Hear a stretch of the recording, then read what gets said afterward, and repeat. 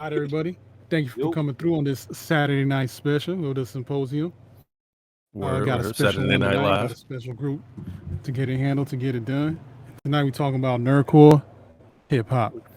And what that means, what the topic really when we're talking about it, how this mixing of cultures is resulting in a lot of great positives and sometimes a few notable, misunderstandings that arise from like the differences, in the culture from people who aren't really that familiar with hip hop, coming into nerdcore, learning from there. People who are deeply entrenched in it from before, coming into nerdcore and kind of like the reverse of that. And so we're gonna kind of explore all of the implications, all of the things that can happen because of that kind of seeming undertones of culture that's going on. So we're gonna explore that. We're gonna delve into that dynamic today, and hopefully provide a greater overall understanding for the community as a whole. And with that, let's get into the introductions. If it's y'all first time on the symposium stage, I'd like to give you a nice, good, proper introduction. And here we go. Starting first with someone who was all mixed up once upon a time. But ask him now, and he'll tell you, I'm fine. He really is. A humble kid, but in the booth, he a dragon breathing that fire. You can try and point out his shortcomings if you want, but he will stand tall in the face of adversity Jesus fucking because he Christ. thrives off the hate. Fittingly, helping us kick off the holiday season right, because like Santa Claus, he may only drop once a year, but when he do, is gifts. Yeah. Don Duly DeMarco. in a much needed vacation to be with us here today for the first time. Welcome to the symposium Bars, stage, Mix bruh. Williams. Yo, that is crazy, That's the bro. most epic Mix, intro. appreciate you coming through. The That was fuck? a Thanks for scheme. having me, man. Hey, Jesus Half of it, I Christ. was like, "Who is this nigga talking it's your about?" time to stand tall on the stage, my guy. Bro, Appreciate you under coming through. okay. I'm so glad. I'm all right. I'm so glad that we get to talk about this in person. I get to like, well, in person, inverted commas, because like I'm not short. Like I don't really know where that came from. Like I don't. I No, that's mean, very true. Oh, somebody unfortunately, said, I'd love to hear your argument, but I got other people I got to introduce. all I'm sure right, we'll yeah, get back to fair, yeah, that at that's some that point sounds at good. another 30. That's fucked up. Uh, all right, next up, we have an individual who is a true renaissance man in the nerdcore community. He's got a PhD in cultural studies with a major in waifu appreciation, specializing chocolate waifu awareness. He's an LIT graduate with a master's in schemes and engineering of lyrical devices, as well as a certified community counselor. If your melon get the swelling. He's also a master chef with a menu no Michelin star can measure. Just give him a beat and he could hook it up. Your boy got them recipes, the best couldn't cook it up. And to top it all off, he's taking on the role of sensei. Not the official role designation we have here in the server, but we'll see about that in the future.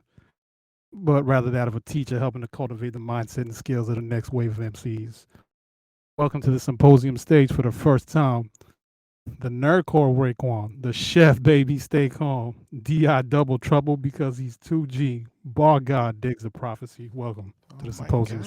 stage. Yeah, what up? I mean, he's kind of stole my intro, but you already know who it is. It's your man Di Double Trouble in this bitch. What it is? What's good? What's I'm good? gonna keep it Appreciate you short. coming through, blessing us with your presence for this topic. I think you provide a lot of great insight on it. I mean, yeah, bro. Yeah, I mean, it's y'all honor to have me here. You feel me? You bet. I won't even argue with it. I won't even argue with it.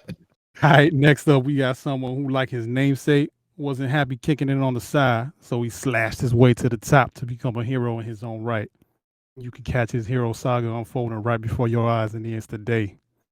He sees a future to be made manifest like he got an oracle by his side. So he'll take wing day and night to rock a con anywhere from New York to Bloodhaven. He's a gamer, not a gangster, but he got bars and he wield them two fisted. If you cross him, you will pay the toll.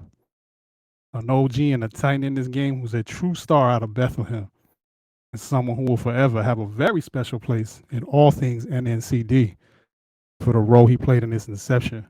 Welcome to the symposium stage for the first time. Grayson, appreciate you coming through. Hey, yo, thank you. That is, yo, this is crazy. Hey, I say it every time I talk about you because I appreciate it greatly. You the first artist to ever follow me. Like, I Oh. mean, look where I'm at now. You helped me greatly with that. Ain't nobody got to follow me. I'm appreciative of everybody, but you especially, like, help. He was there for the jump off. So appreciate you. Thank you for coming through. Glad to support. That's pretty cool. All right, and finally, we got a young dinosaur. Apparently, no, I'm playing. I'm playing. Someone who actually couldn't be more perfect for today's topic because he is a hip hop icon, even if his status pending. And believe that. He got an eclectic body of work that can either touch your soul and give you the feels, or have you realize an all too real nightmare and make it last till you're paranoid in your waking hours. He's like water with the flow pocketry. He'll cremate you if you're trying to go word for word with the wordplay while reminding you of his lesson that you can't earn respect if you are in one. A dragon with the pen, exuding energy that's all black Air Force like Tuskegee. His only competition is himself, and he probably beat his ass. Welcome to the Symposium stage for the first time. 5. Appreciate you coming through, bruh. Yeah, that Fine. was wonderful. That was beautiful. Yeah, what's up, guys? It took a long time for me to get here. But we're here. So that's about it. Let's get Glad into it. you in here. Appreciate it. Really looking forward to everybody's insights on the topic for today. And with that, let's go into it. So the first thing I kind of want to lay a foundation for, I don't feel like I have to explain because of the nature of this server, the 2 symposiums that I had before that, NerdCore Culture. I think it's kind of self-evident, and I kind of did that before in our first 2 symposiums. So anybody can go back and check that out and just retroactively apply it if you need to. But what I really want to kind of focus on just to kind of lay a foundation is, for the uninitiated in the nerdcore scene, kind of like a brief synopsis of like what hip hop is like as a culture beyond just the music. Lay the foundation for like the larger conversation we're gonna have here today. If I could just get y'all's viewpoints on that, and anybody just jump in at any time. Yeah.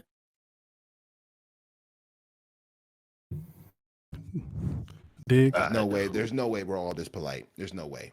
Yeah, No, I was you about to speak say. first. I mean, Mix like going first on track.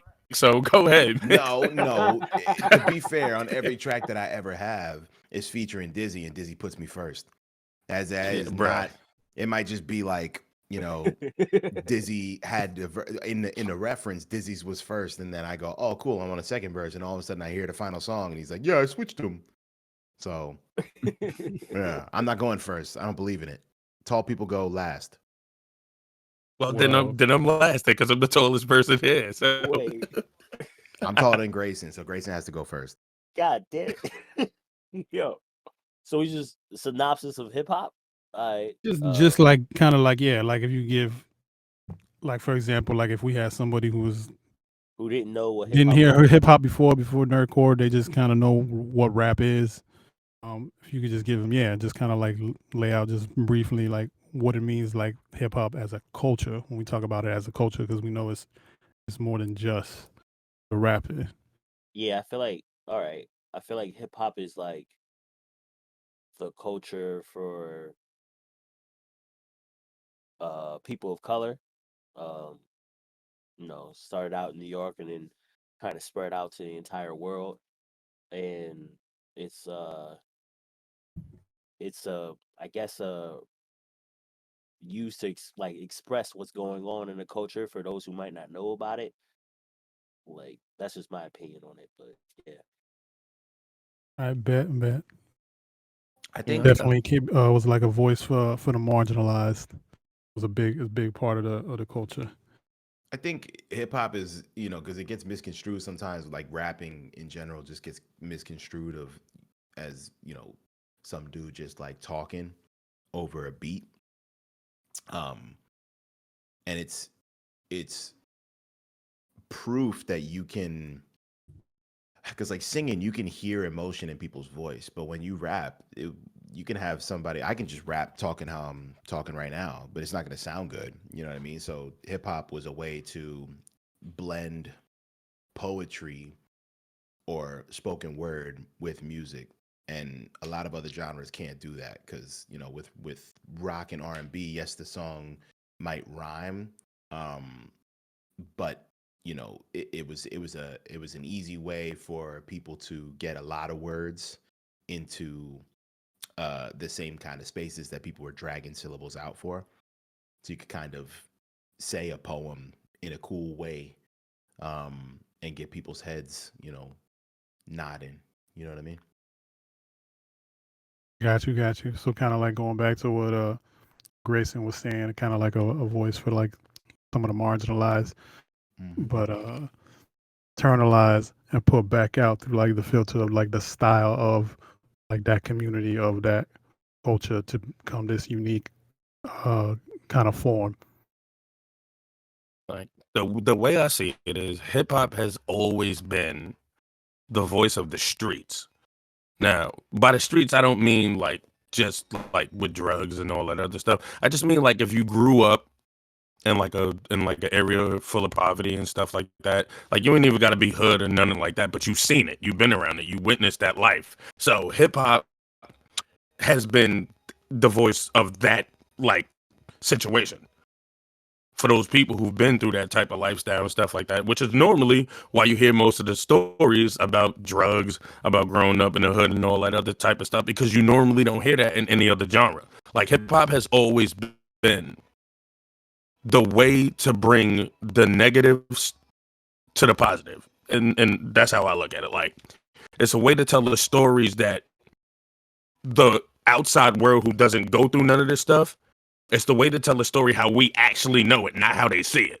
You get what I'm saying? Like, best example I could give is like when people hear about drugs or people who grew up as drug dealers who had to sell drugs and oh, he made this choice himself. He had better options. 9 times out of 10, that's not the case. Most drug dealers had to sell drugs to survive. So hip hop has always been like that voice for the people who normally don't get a voice to tell their side of the story. And Like it branched out. testimony. Yeah, it's branched out to not just the voice and how you speak, it's how you dress too, like how you express yourself. Hip hop has never just been about the rap or the music. It's been about the clothes. It's been about the language you use, everything, the style. I could keep going on and on, but I'm gonna just stop it there. Yeah, I'm gonna piggyback on that.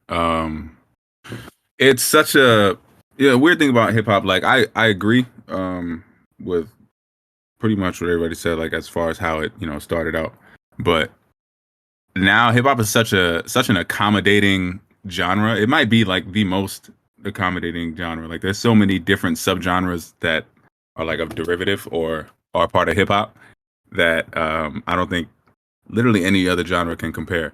But I view hip hop as definitely just another outlet of, I guess, expression for black and brown folks. At least that's how it started. But I mean, hey, bro, if you're not black or brown, you could definitely still be, I guess, a part of hip hop.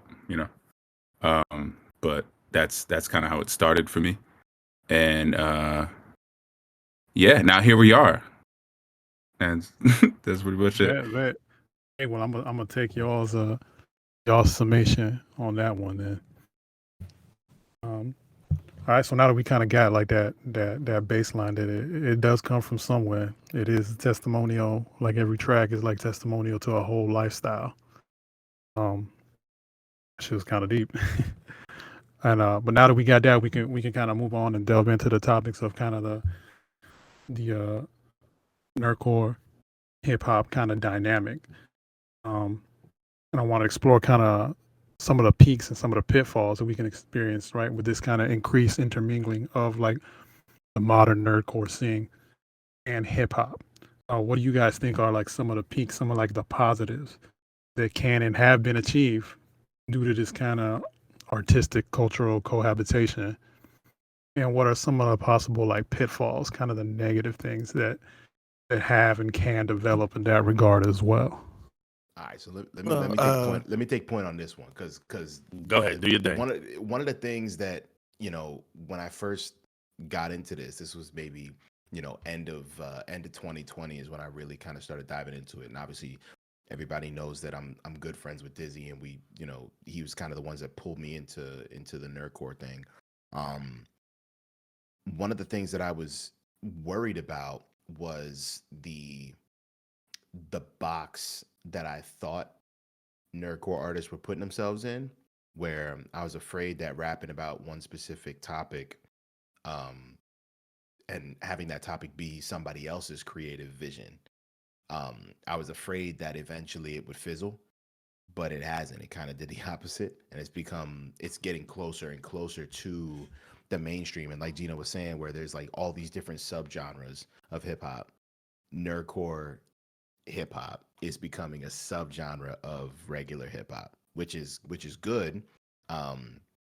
And songs and collabs between mainstream artists and nerdcore artists will only bridge that gap a little bit more. The negatives, I think, are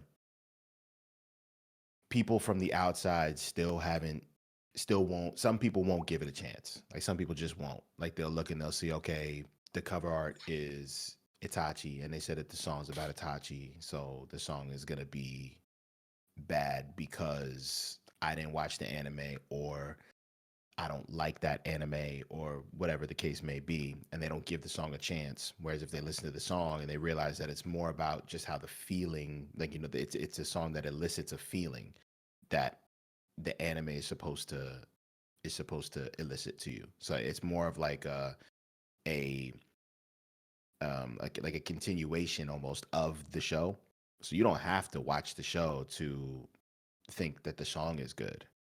But maybe if you did like the show, if you watch the show and you did like it, and then you listen to the song and you understand more of the references, or you understand the feeling that the song is trying to give you, you go, oh, I understand why this song is sad, because this character is a sad character. So in my opinion, looking at it, I go, oh, well, way at the beginning, I had said this to Dizzy, I said it to a whole bunch of people. I didn't really think that writing about a show I didn't think I could consider it my work, almost. Like, because I was writing about something that I didn't come up with, right? But then when you think about it, regular rap, regular hip hop, regular whatever, you're writing about your life experience, right? Mhm. So if you're writing from the perspective of a character, then you're just writing about their life experience.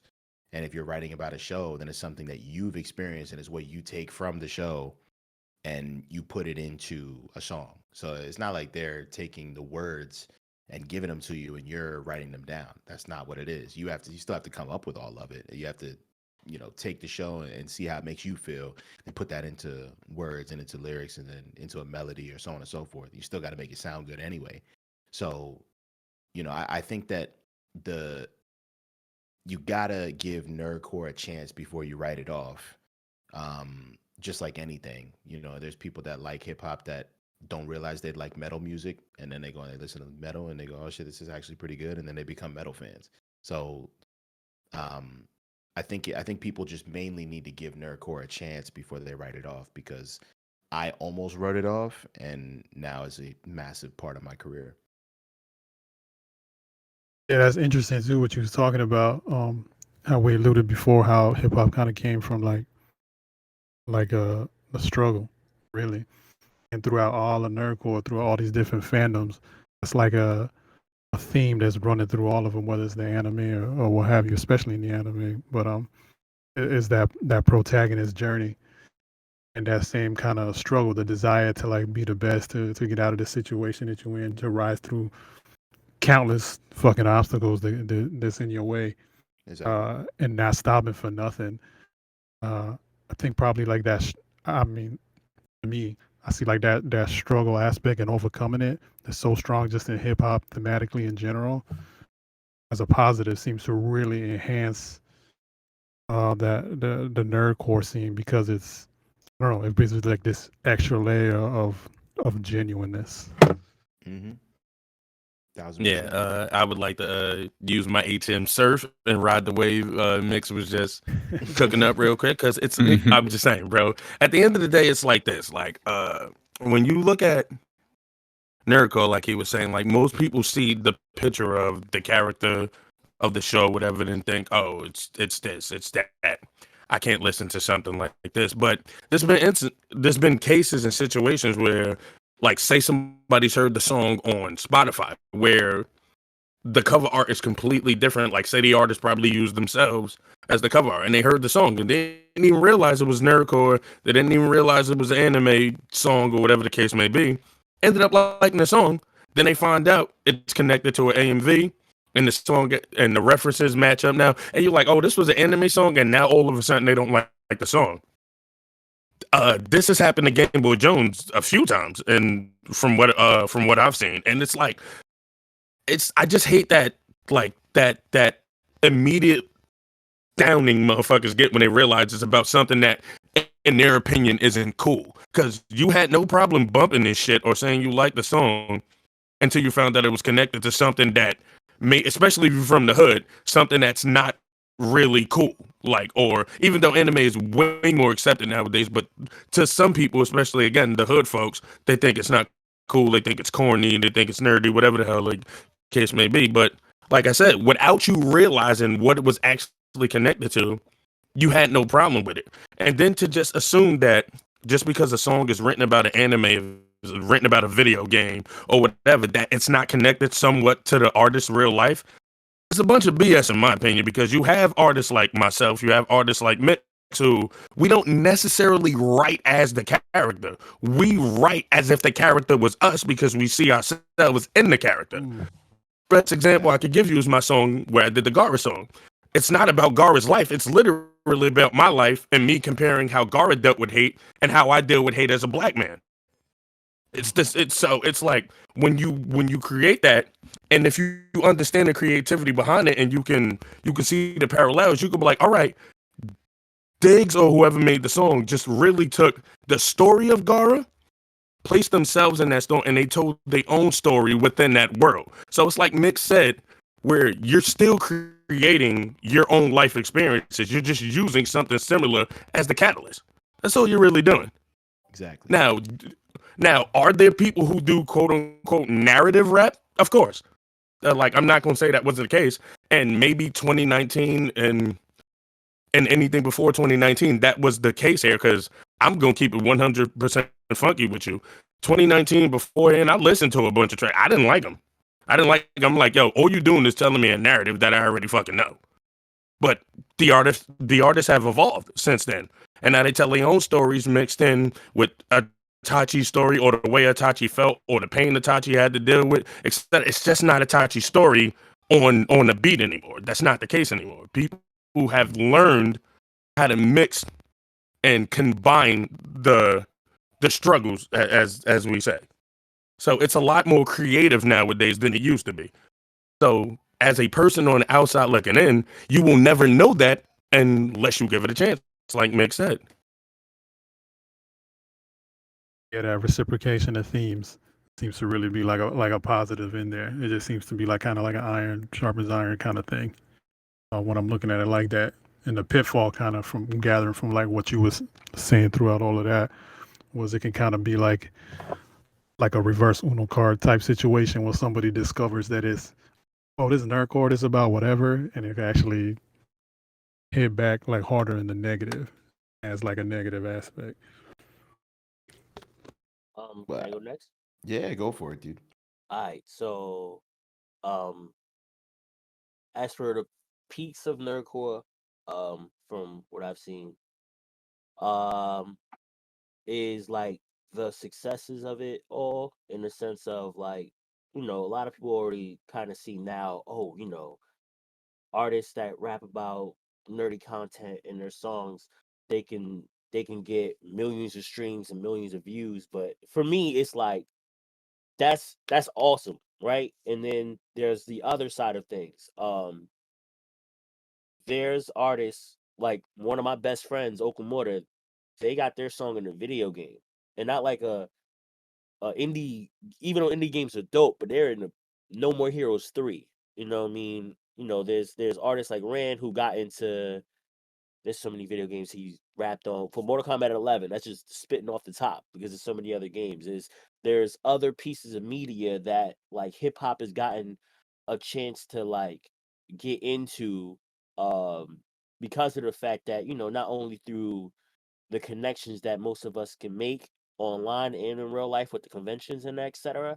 But just for the fact of like, it kind of feels good when you're like playing a game and you're hearing a song and it's like, yo, this shit bump. And someone's rapping and it's like, oh, it's actually about the topic. It's not just a random ass rap song, even though those are cool. But like sometimes you want someone that likes the content as much as you do to be about the song that's in the video game and give that opportunity for those artists who know that. As well as there already have been artists who charted throughout the time because like NerdCore's been around for like 20 plus years at this point. So and even before that, before NerdCore was coined as the phrase, there was other songs back in the day that were like, you look back on it like, oh, that's definitely a NerdCore song. Like we just didn't call it that. It was just rap, because it is just rap in the end of the day. MF Doom. And yeah, what I mean, exactly. And as for like the negatives, honestly, the negative side, of course, there's gonna be people that's not gonna. My thought process is, yeah, there are gonna be people that's gonna not check it out, like the anime side, the video game side, anything of it, if they know that it's about this because of whatever they want to go by. I guess the negative is us could like we're gonna try to expand the audience as much as we can, but like let's like try not to like give too much importance to like if we know and people are showing the habit of not really liking it or they kind of like it but they kind of like it because they could benefit it off themselves, what I mean, whatever way they could do. It's like, if they ain't really jacking it, we don't have to give them that much importance. Let's point it to the people that really do love it, like the real fans of it. You know what I mean? Or we try to tell them, hey, this is what we doing, and they're gonna be like, nah, and it's like, all right, then nah, we gonna keep it moving, because there's a bunch of other people that were like me 10 years ago that, I'm in college and I'm here the Black Materia album and I'm like, what? Someone made an album about Final Fantasy 7? Word. You know what I mean? It's like there's a lot of people that don't have that in hip hop itself yet. And now that it's getting bigger and bigger as nerdcore in general from all sides, a lot of kids growing up will have the ability to like listen to stuff that they can enjoy more. You know what I mean? And on the other side as well, for people that got into nerdcore first and don't know hip hop, um, I think a slight problem is I think some of the nerdcore people should be more open into listening into hip hop culture and not assuming that it's only about drugs, women, and cars. That there's other aspects of hip hop, like how we all said, it's like it's the voice of the streets. It's a lens on our culture that people that might not be in our culture but like nerdcore should be able to look into that, and that way it helps them understand a lot more aspects that us as artists put in, because there's a lot of things that a lot of the fans miss because they don't know how to catch a bar because they don't listen to hip hop as much. They can only catch in one side of the bar when it's a triple entendre. And I think for me being a hip hop head, I think that makes it more enjoyable when you catch the Easter eggs of the songs. You know what I mean? So that's just my input on that.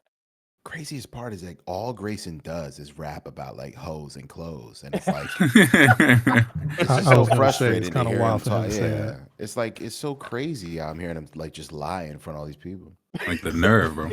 Yeah. Yeah, hey, but look, I ain't mad at him, bro. Because look, the way I look at it is, it hoes and clothes. Okay, bro. I rather hear the people talk about pussy all day than killing somebody. If you're gonna kill something, kill the pussy. Don't kill nobody else, bro. Yo, somebody quit. Somebody got to quote that. Somebody got to. That's a wild That's a Yo, wild kill the bar. pussy. That is That's your a tattoo tomorrow. Fucking You galaxy go, brain go moment kill right now. something, kill the pussy. Holy kill, shit. kill the pussy, bro. I've been called the Lil Wayne of nerdcore because all I do is rap about pussy all day. So hey, it is what it is, bro. Like, I think the peaks of nerdcore, definitely the inclusion, bro. Like I think it's such a welcoming community, just like for bro, like almost everything. Like I feel like any kind of artist that you are, you can fit in um with nerdcore. But then it's also kind of dope, like I was saying before, with like hip hop and the subgenres and shit like that. Like nerdcore, like for the kids who used to watch anime, you know what I'm saying, and may also like rapping. Like there's a place for that. There's like a niche, you know. And I don't know about y'all, but like growing up, like maybe middle school, high school, people around me was not fucking with anime like that. Or maybe they did and they were just acting like they weren't, but like that just wasn't a you were looked at as nerdy. Yeah, pretty much. But like it was a bad thing. Like nobody was trying to hear what you were saying. Nobody was trying to take you serious because they just thought you were some I don't know, some nerdy ass nigga who's Naruto running in the hallway, you know what I'm saying? But yeah, I think that's the really dope part about nerdcore that I've noticed. But as far as negatives, I mean, Speak your mind, bro. I don't know. I'm trying to negatives. Like, Whoa, I what'd you call me? I'm dead. Negatives? No. Nope. I know, like a bro. lot of people will just like completely like people don't really have open minds sometimes, and a lot of times our attention span sucks anyway. So as soon as they see something that's like a turn off, like they're just not going to be bothered. And I feel like a lot of people probably have that like towards nerdcore when they find out that there's an anime character involved, and they just don't watch anime because they still have that thought process that oh well it's some nerdy shit I'm not trying to hear right now, you know, which is whack, and that's on them. They're missing out on good music, but that's the only negative thing I can think about, honestly. Bro, I wanted to touch on the point that Grayson made because Grayson was saying, you should be focusing on the people who do want to hear you rather than the people that won't give you a shot. You think about how many like artists in general, every genre, they try branching out because they're not satisfied with like they almost look past the people who love what they do, and they're like they're not satisfied with it, so they look for people outside, and they change up their whole style, change up their whole makeup as people and artists, and then they fail because they spread themselves too thin rather than focusing on their their core audience. 'Cause if you have a core audience, you can experiment as an artist, but it becomes very difficult to successfully experiment, or make these grand experiments at least, and be successful because you don't have that, that core audience that gives you genuine feedback. So building a community like this community is building, and having such a well, like just a really close knit, you have a bunch of different little cliques and stuff like that, like all the different collectives and shit, but everybody pretty much gets along at this point. There's beefs here and there. No, we don't talk about it too much, but Bruh. but yeah, like everybody pretty much gets along, and people that want to get involved in the community, even if they're self-proclaimed people who don't really watch anime, or people who are just interested in the anime or video game or nerd culture, I guess.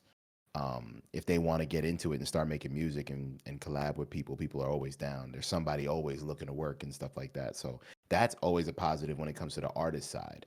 The fan side, I think the only negative is what we've been talking about, where if people don't give it a chance, then they never hear it. But that's their problem. Yeah, no, I also want to talk on what Grayson said about one of the other negatives, and that's the negative that comes from the inside fans, which is the lack and the lack of knowledge of actual hip hop and rap, where you Okay, I was about like to comment. I know we get these comments. I know we get these comments all the time, and it's one of the comments I hate the most. Oh, I don't really like rap, but I love this song. You don't even how the fuck. All right, whatever. It's I like don't you like don't rap, but love I rap. like you. Like, I you like, know? but I like you, and I like this song. It's like, all right, you only like the song because you somewhat understand what it's about, even if it's not truly about that. You think it's about that because it's NeerdCore. So I get it. At the end of the day, I get it. You want to have something to relate to, but that's the whole point of dwelling in a different culture is to learn. So if you're going to listen to NeerdCore, the hip hop versions of NeerdCore, I should say, because another misunderstanding is everybody thinks nerdcore is just hip hop. No, there's nerdcore rock, there's nerdcore R&B, there's nerdcore every fucking genre. I've heard it. So, but if you're going to jump into that, at least try to have somewhat of a basic understanding of what you're listening to. Like, you don't have to be the greatest bar catcher in the world, but I've seen people give, and this is no shade to anybody, but I've seen people give credit to a flow that's completely off beat, that's not in pocket, it's like because they don't understand. Like, oh, I thought this song was great. The song's not even mixed well. It's like okay.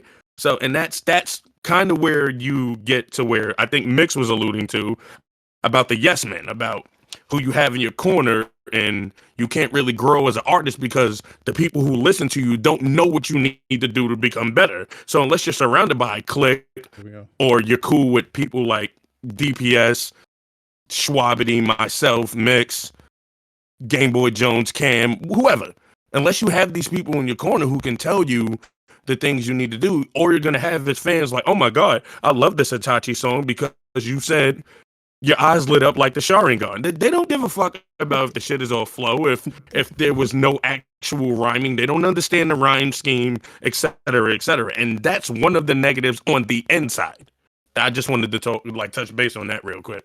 Yeah, and I was gonna say something about it before you did, and I'm glad you did because I've noticed that it's kind of like on the on the on the positive side, it's you have like from what I've seen because there was like a whole big blow up about this a while back, but I seen that there's like an evolution to a lot of people who become fans of nerdcore where they coming in and they hooked just because it's you reference something in Naruto, you reference something in DBZ.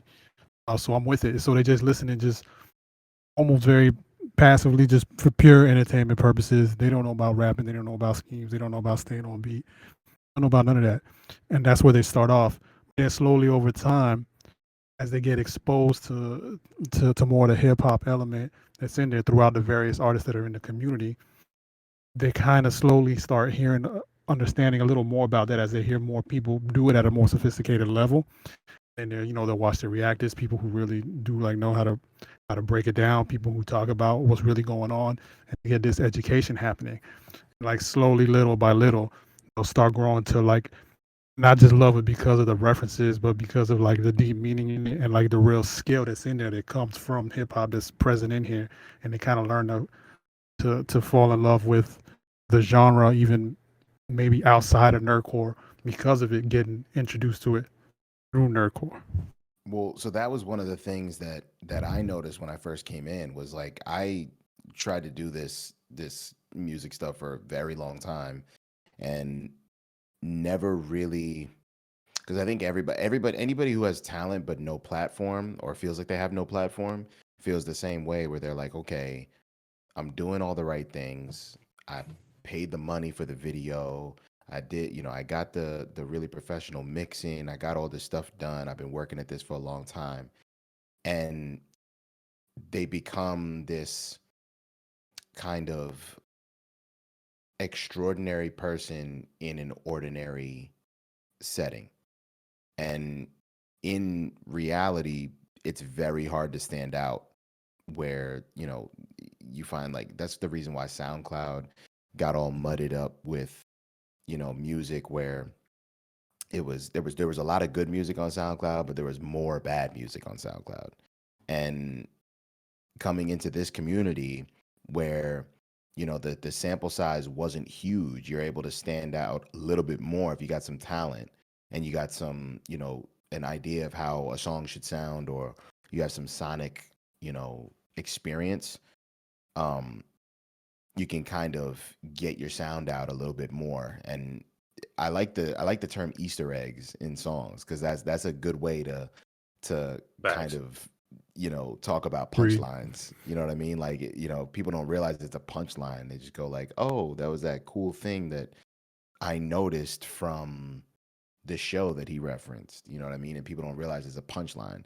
Um, but that breeds, again, what you're talking about, like reactions, right? Like, reactions in this community are a huge part of the community, like a massive part of the community that I had never even thought about before this. Like, where people are making songs and they're going, all right, how would it almost, and I deal with it now, where I'm like, I'll watch a reaction to a song or a verse of mine or whatever it is, and I'll see that they didn't like a certain part, or they, you know, maybe they missed a bar, or, you know, they weren't really feeling it the way that I thought they were gonna. It might change the way that I do something in the future and stuff like that. There's so many different little things that this community does so well that I think other communities just don't. You know, people know how to criticize properly. There's haters. Like, every community's got haters, but I think this community does a very, very good job of criticizing constructively, where a lot of communities don't. Bet I'm with it.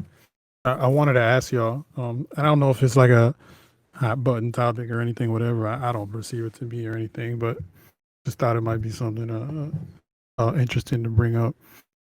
Do y'all see any, again, like these positive, negatives, maybe just, I don't know if it's be negatives in this case or not, situations that arise from people who are entrenched in the hip hop culture and then made their way into nerdcore culture, made their way into the scene, and things that are not necessarily music, but like adjacent to the music, certain topics and things that's happening within the music and outside and around, between artists, between genres, whatever, that people who came from a hip hop background, they kind of get it. They kind of understand it, and they let it be what it is. They just let shit marinate. But people who only heard of hip hop from nerdcore, this is like kind of their first thing. They really just have a general idea about what rap is. They'll come in and see these kind of adjacent things that happen, kind of not understand and be like, "Whoa, what the fuck?" Uh, And Yeah. shit start blowing out of yeah, proportion. I was wondering if there's anything could- like I that. could Since touch- we're yeah, talking I could like touch- culture. I could touch base on that. It's like, especially in nerdcore, especially from people who don't understand rap and hip hop, they will see like something like a beef and think people generally hate each other when 9 times out of 10 it can be just kept on wax. It can be like, yo, I ain't got a problem with you at all as a person. I just think you trash, like type shit. You get what I'm saying? Like it can be kept on wax. I don't think you better than me, bro. Like it's not a I hate you. If I see you, I'm gonna fuck you up type shit. It's just like, no, you really ass, but you talk like you nice. So let's get on it and settle it on wax. That's how it should be in most cases. But from certain fans, they don't understand that, and they think, oh my God, Diggz and Mix are arguing. Damn, these guys used to be such great friends. I ain't got a problem with Mix, bro. We just had to settle it on wax. Like that's one of the things, like where it comes, like when you don't recognize what sometimes hip hop beef is. Like it's the shit can just strictly be musical. Like, Bro, did Right, you guys right. see, real quick, Grayson? Did you guys see that there was a documentary about Malice in the Palace, right, with the Detroit Pistons and the Pacers, I right? know exactly what you're talking And about. right, and basically, I think it was Reggie Miller that said it. He was talking about how, you know, you have fans of the Pacers, you got fans of the Pistons, right? And they were in, obviously, the Palace. They were in Detroit, and the Pistons are getting blown out, and Ben Wallace starts wilding out on Ron Artest because it was a hard foul at the end of the game, right? And Ben Wallace starts wilding out and starts, you know, pointing and cursing and talking all this nonsense, right? Now on the court, I think it might have been even oh, Jesus Christ. Can't remember his name. Doesn't matter. So they're basically saying like most of the players are friends outside of that game. They're just competitive. So they're going back and forth and talking shit to each other. But the fans don't realize that. The fans are Exactly. going, oh, Ben Wallace is screaming at Ron Artest. He's screaming at, Jermaine O'Neal. He's screaming at all these people. So this must be like a real fucking street fight. So now the fans are going to get hyped up like as if it's a Yeah. street fight. They don't Whereas the understand the play energy. exactly, and the players are all like, all right, this isn't going to get anything more than a little, push and shove. Nobody's going to start throwing punches. But the fans don't realize that. So it's very similar in hip hop where like, you can use the thing between us and Jamar as like a thing. I mean, I don't hate Jamar. If I saw him in real life, I wouldn't punch him in the face. But on the music side of it, if I've been in real rap beefs where it was in person shit where it became more than just music in the past, and it's not worth it. So I know that Jamar knows that. Most of the people on this side know that, but fans will go like, "Oh shit." Like they're talking about gun bars in the song, like they're gonna shoot each other. Like, no, that's not what's going on. So it's about having perspective. But again, that's a learned thing. Like Dig said, if they don't know that's what hip hop is, if they don't know that hip hop is just rap, a lot of it's just words, a lot of it's bark and no bite. Like it has to be because it's music.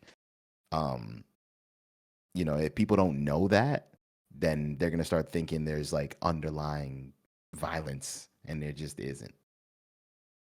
Yeah, because we get that. Oh no, go ahead, Grace. I'm bad. Go ahead. I was say you niggas give me a get. No, but my fault. My fault. No, I got you. But because the thing I was gonna like what you were saying, Diggs, which is it's hilarious because like me and you throughout the years, we always like went back and forth in the sense of like, yo, man, like if rappers got a problem, just battle, and you was like, nah, it ain't worth it, and then it took me a while to understand like, oh, nah, he understands where I'm coming from. It's just that the internet and the fan, no matter where we at, and whether it's the YouTube side of NerdCore, whether it's the old SoundCloud, whether it's the regular rap scenes that might be anywhere else, is like um those days where two artists can just go at each other real quick. It could be one, maybe two rounds, and then it keeps going. Like people just make music and keep it. That's it. You know what I mean? It happened for that two little songs, and then that's it. The thing about it is that with the fans, especially in the nerdcore scene, because they haven't seen nothing like it before in that intensity, they're gonna expect it to be like, oh, it's like Crips and Bloods. Oh, they're gonna get it popping, and it's Bro, like, they nah, love that bro. shit. Yeah, that's the thing. Because when you did the well, they're about to go. It's like you did the voice perfectly, where they're not even concerned that like, oh, if they really are gonna fight each other, you should be like concerned, like, oh, this is not cool. No, some people be happy about the chaos about it, and then they'll turn around and be like, oh, y'all shouldn't be doing this when something actually does happen. And a lot of us, it's like as well. I've seen, at least in this community when I got into it, is that like Dick said, I think people seen it. I've had my arguments on Twitter from other rappers, and they talk in a certain way, and the first thing I'd be like, because I was like the older me, I was like, yo, who you talking to? I'll embarrass you. What you talk like? Why are you talking like this? Like I can't. And then I realized it's like, all right, my way of approaching this situation might be outdated at this point because like some people don't care about like let's say like two people battle each other and one automatically like they won. That person won. The other person would get humbled enough or at least have enough awareness in themselves to chill out, go back into the booth and like start developing and just keep their head low real quick. You know what I mean? But recently, people keep talking. It's also clicks and everything. It's a lot, like he said, like we all said, like there's a lot of yes men too. So like if someone does get beat in a battle, and it's not like maybe in the background their homies might tell them, yeah, you lost that, but online it's like they'll keep it going 3 weeks after the initial back and forth already happened, where the two gentlemen that are already doing artists are already making newer songs and dropping them, but there's other people still going back and forth. You know what I mean? Like that shit. There's still people going back and forth with Screw about what happened with him and Mari, and they've been done. Like it's like, all right, can we keep it pushing? Like there's literally people drop every week. It's done. They both said it's done. That's it. You know what I mean? But it's it's, I guess it's a growing pains that like it's a learning. I guess it's a learning thing that the fans will have to go through if they, depending on who they follow, who they continue to go with.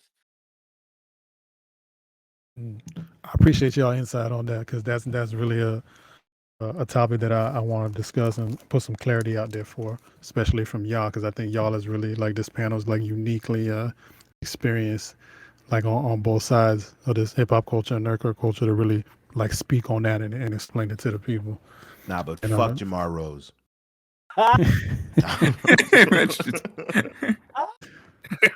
Listen, No, the sad part. fuck Someone's him. going to take that out of context. Someone's going to really. That's the sad part, bro. That's the real sad part. Someone's going to be, y'all heard Big said fuck Jamar No, he Rose. said it. Oh, he said he means it. You hate him.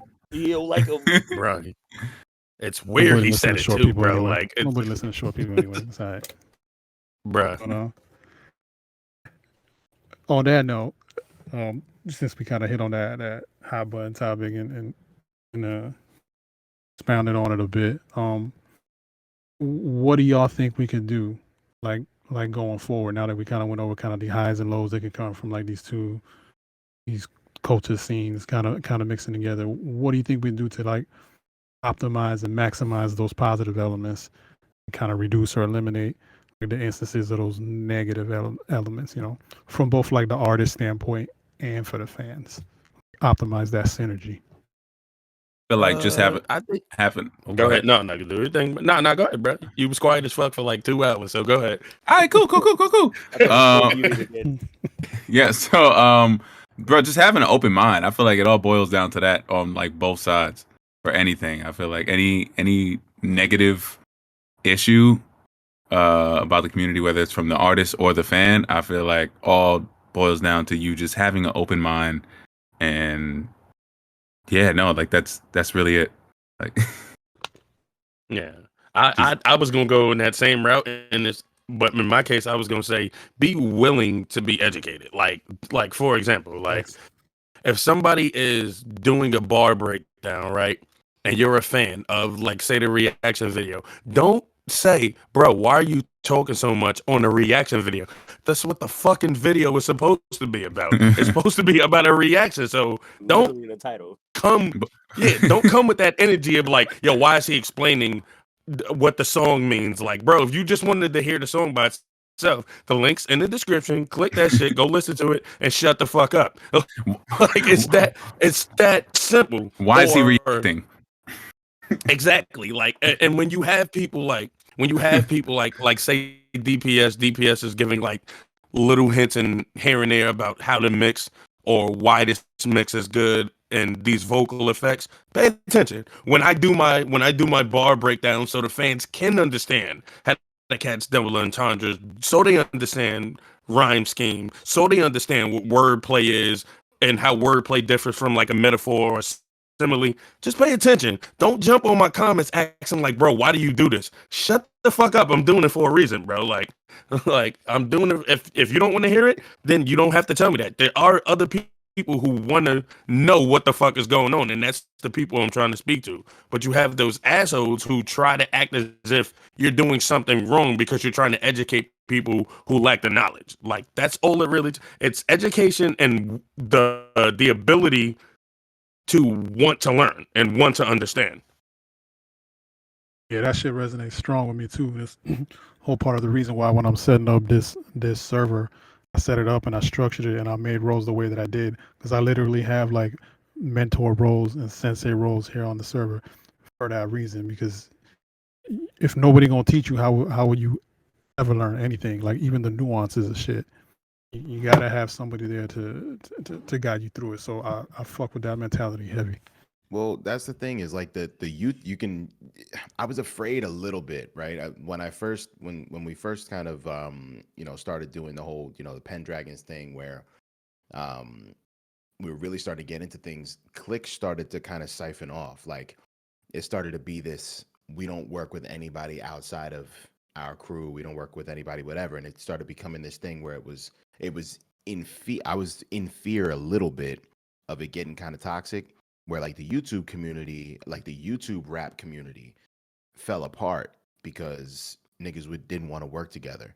Like nobody wanted to, everyone was so worried about being an independent artist and like, oh, I'm gonna make it, by myself. I don't need any fucking features. I don't need to work with anybody. It's just me. It's all me, right? And you can get however, if you're lucky, you can get as far as you want with that mindset. But a lot of it needs to be a community moves further than just one person. Um, and the YouTube rap community kind of fell apart because of that. So the nerdcore community can look at something like that and go, okay, let's make sure that beef doesn't become the main attraction of the genre, because that's what happened to the YouTube community. Like when this is going back and forth, everybody was eating, everybody had views, everybody had streams. There was so much traffic to everybody's channel. And then all of a sudden, when the beef died, so did all the traffic because no one was interested in it anymore.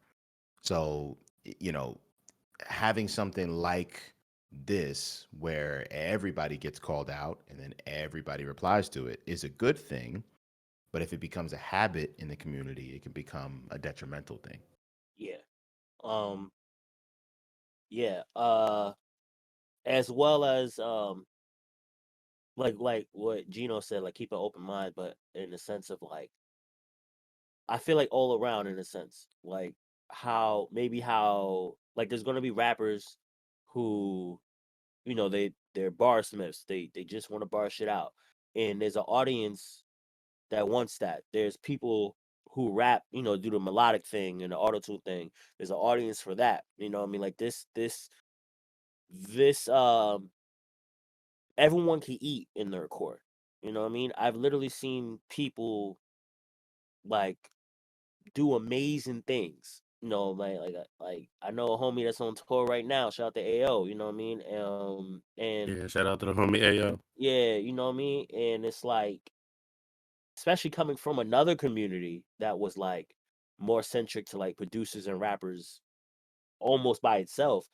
And it's like, okay, we have a lot more fans. All right, so we gotta like, on the artist side, artists keep doing what they're doing. Um, Try to stay as human as you possibly can, but also understand that because you're an artist and an entertainer, that you got to navigate a certain way on the internet, because that's just how, like we got to have that sixth sense of how humans going to be. As for fans, what I always say, any type of talk that I'm in, to let artists be human. You know what I mean? Like if there is two artists going back and forth because they're aggravated at each other, um, you know, let them have that out, and then don't blow, like try your best not to blow it up. Like if you want to speak on it, like hey, but don't let it go more than that day, because some things happen in a day and then the whole thing is an issue for a week because other people are putting their input in on it, and then of course the other people are gonna that are the origin of it is going to see it, and then they're going to get reminded of it, instead of just like, oh, they had this argument this one day, they went to work, they went back home, it's whatever, you know what I mean?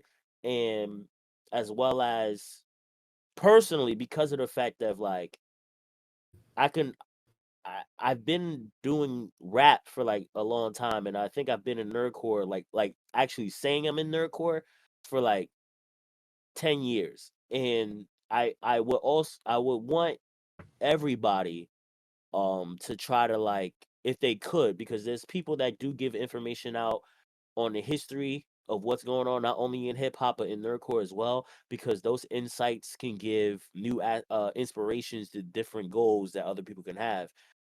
Because I'm gonna just be frank, you know what I mean? Like some people see us on the YouTube I thought your name and was Gray, but I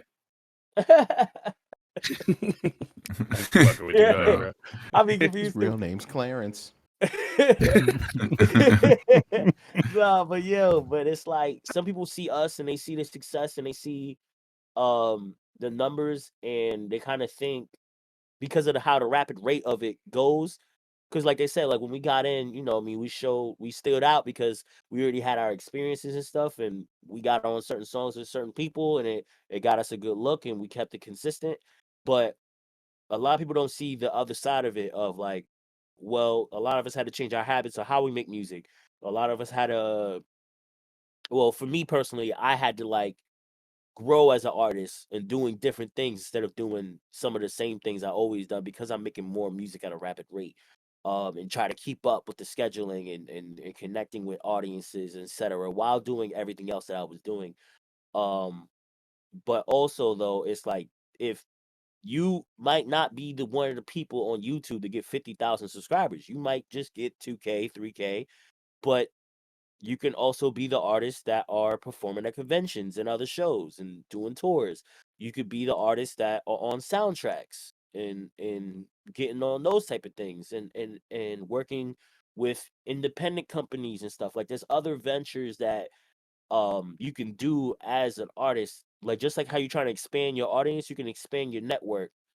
Um a vast majority because the people that you see on YouTube, there's a lot more dope artists that don't do YouTube. They just on Instagram or they might be on um they be on Facebook, they be on SoundCloud still. There's a lot of other artists too as well. So just like as keep an open mind and understand that this thing we call nerdcore is very vast and a very big thing and it's only going to get bigger. Pause.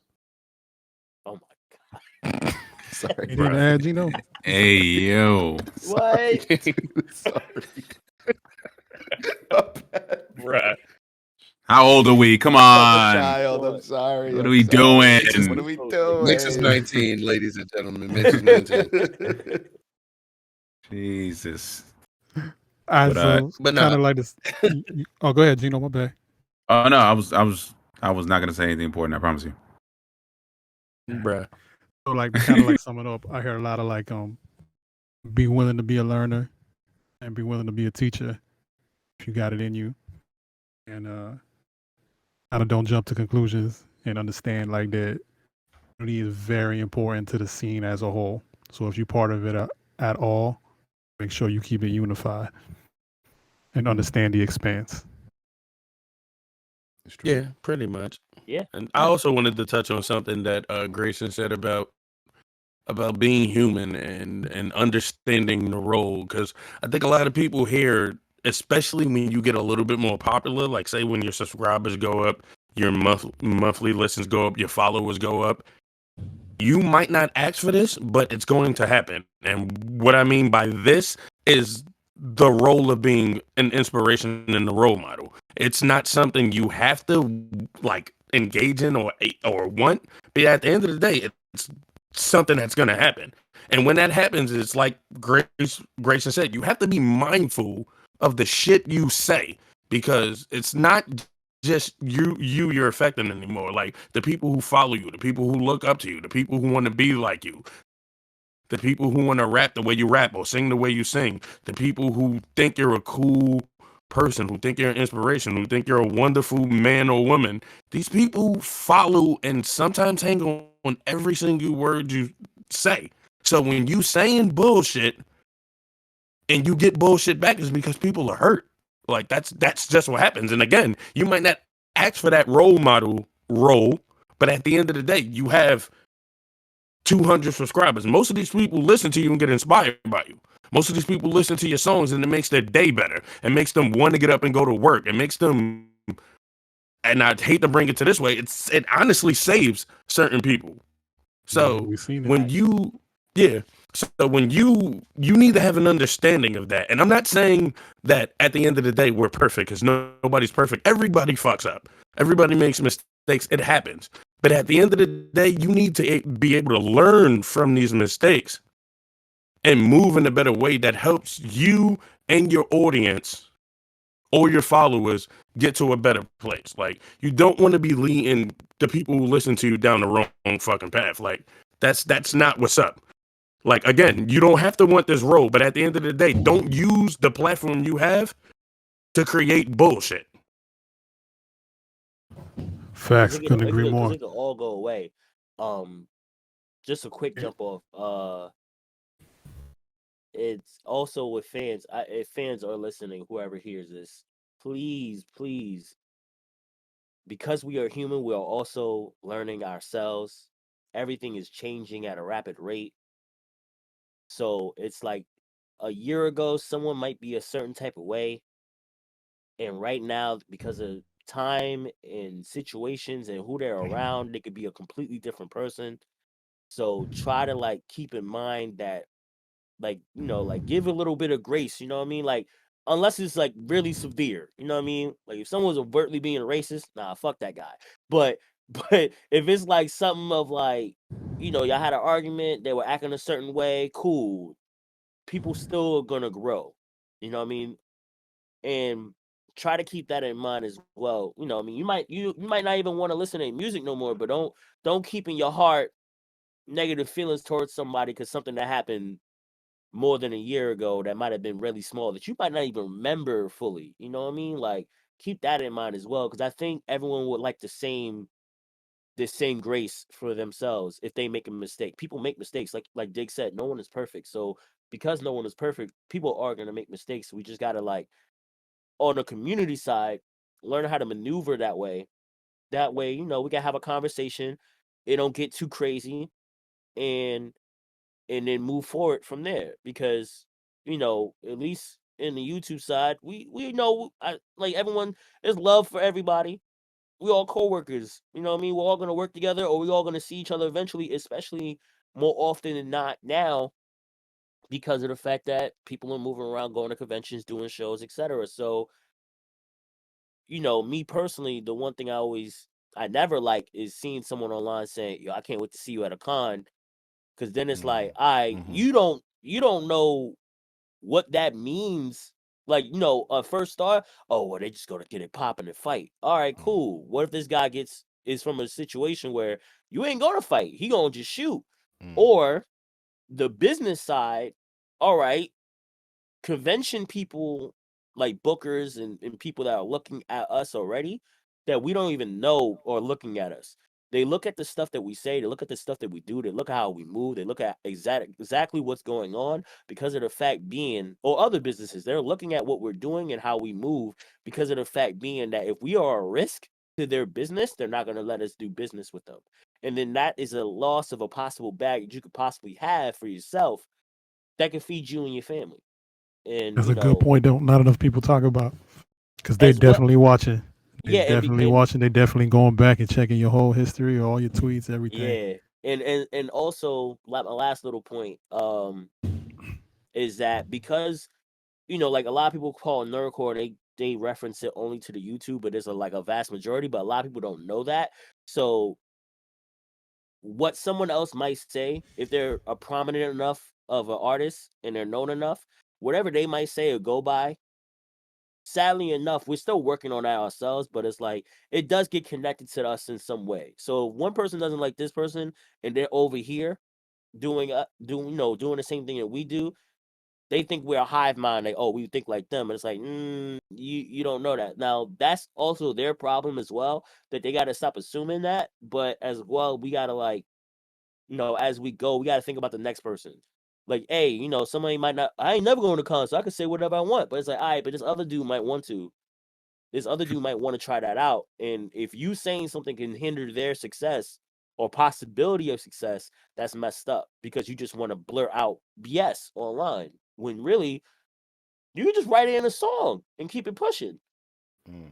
Facts. So to add to the list of like that synergy we going for and the ingredients for it, mindfulness outwardly and inwardly, which might be the hardest one. Definitely. Yeah, Right. it's definitely I not think with easy. that kind of poignant point there, I think we're going to kind of move on to this last part I got teed up, and that's we'll be kind of talking about like nerdcore X hip hop. Do y'all think we'll get to a point where like nerdcore like evolves as a whole, kind of like the inherently like specified branch of hip hop evolves within and alongside it? Do you think modern nerdcore rap will ever develop and be accepted as like an offshoot of hip hop culture, like proper, or despite kind of like the cultural roots, do you think it will always have its greatest home and like level of acceptance within the nerdcore community, or is it like the answer is something else entirely? I feel like it would have its best. I mean, of course, it's going to have its best home within the community, but yeah, I think in time it definitely will evolve to a point where like more people are open to it. I I believe that 100%. I think it's kind of happening now. There's even people I talk to, or like when I share my videos and stuff, and people that knew me before I was even doing any nerdcore songs or anything like that. There's people that have heard it and be like, "Oh, yo, this is fire," like they're willing to listen to it because like just how it is. Like they kind of had an open mind and like didn't listen with any judgment or anything, and we're just like, oh nah, this is fire. This is fire music. Like fire music is fire music, and it's gonna be accepted. You know what I'm saying? No matter like what it's about. You know what I'm saying? I think that'll happen in due time. It's gonna take a minute, but like it's getting there slowly but Yeah, I surely. think we in the chrysalis stage for real. Just kind of starting to emerge. I think it's more. My bad, Grace. I No, did that no, to you go ahead, already, go ahead, but go. You got it, you got it, you got it. I think in general, there's a lot of artists that need to open themselves up to it before fans will. Because, like we said before, fans are a lot of the times fans are extensions of the artist.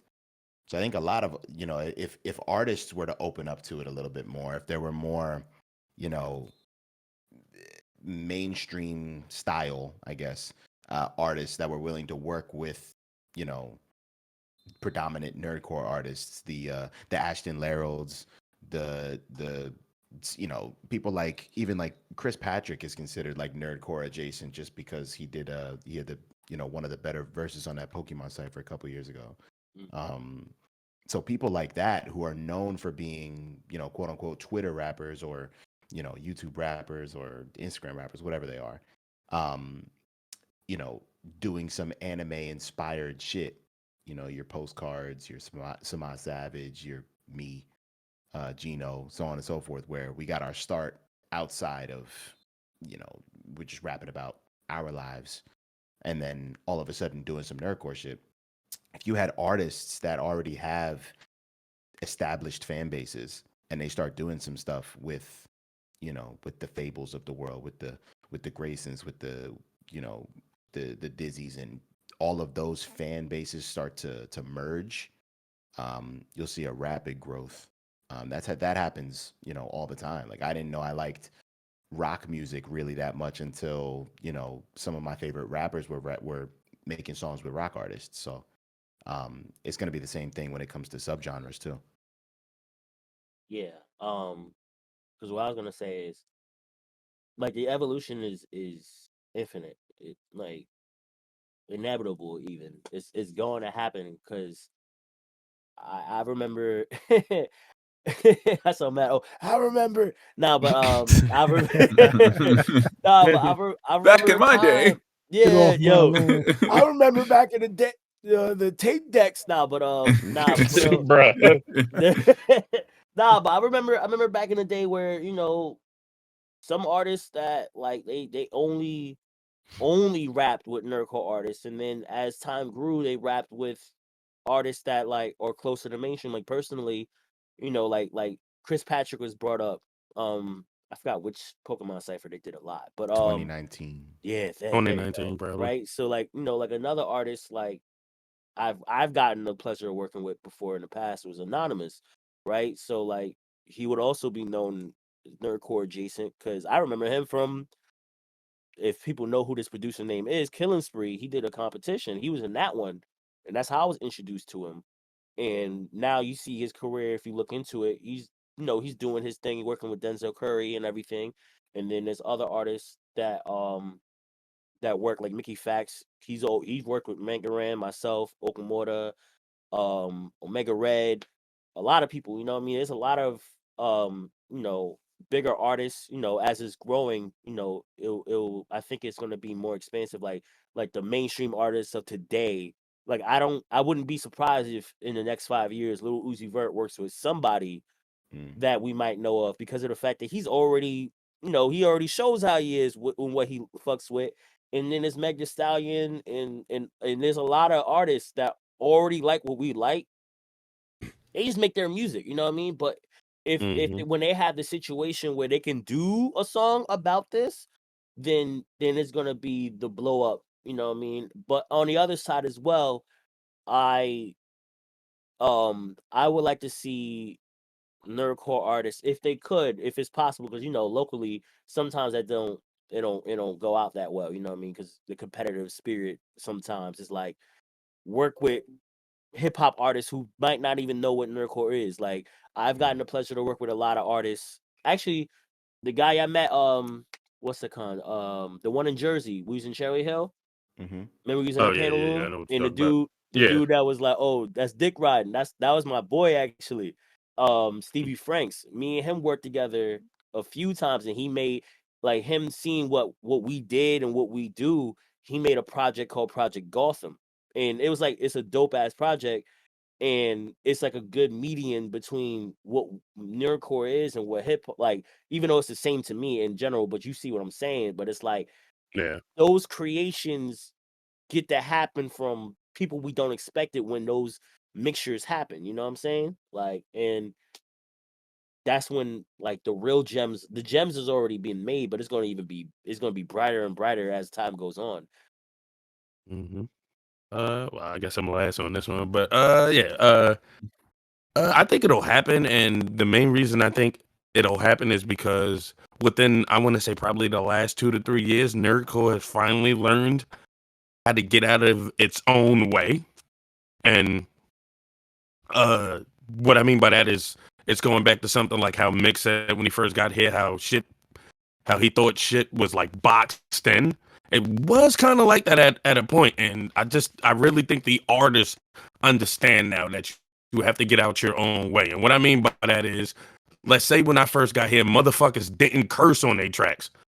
I'm like, are you fucking kidding me? Like, oh, Diggz, people literally ask me when I collab with them, oh, Diggz, is it okay if I curse? I'm like, bro, do you listen to my music?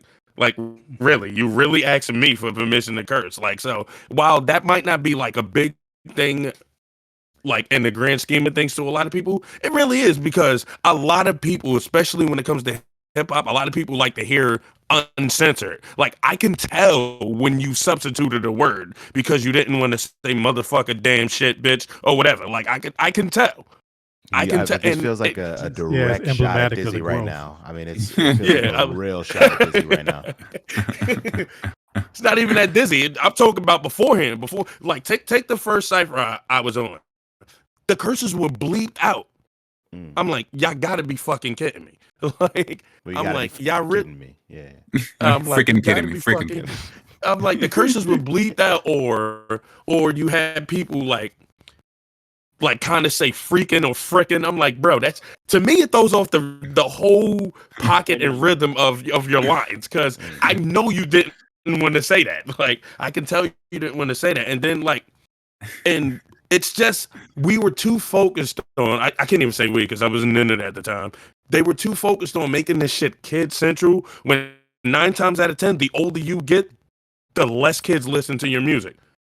Like, I'll take it, like, for example, that's like if you take artists who started as like children within the industry. Take Justin Bieber, Christina Aguilera, Britney Spears. Eventually they started making more adult music. Why? Because that kid shit ain't gonna fly when you 20 fucking 5 years old and you still trying to make this puppy love ass music. No.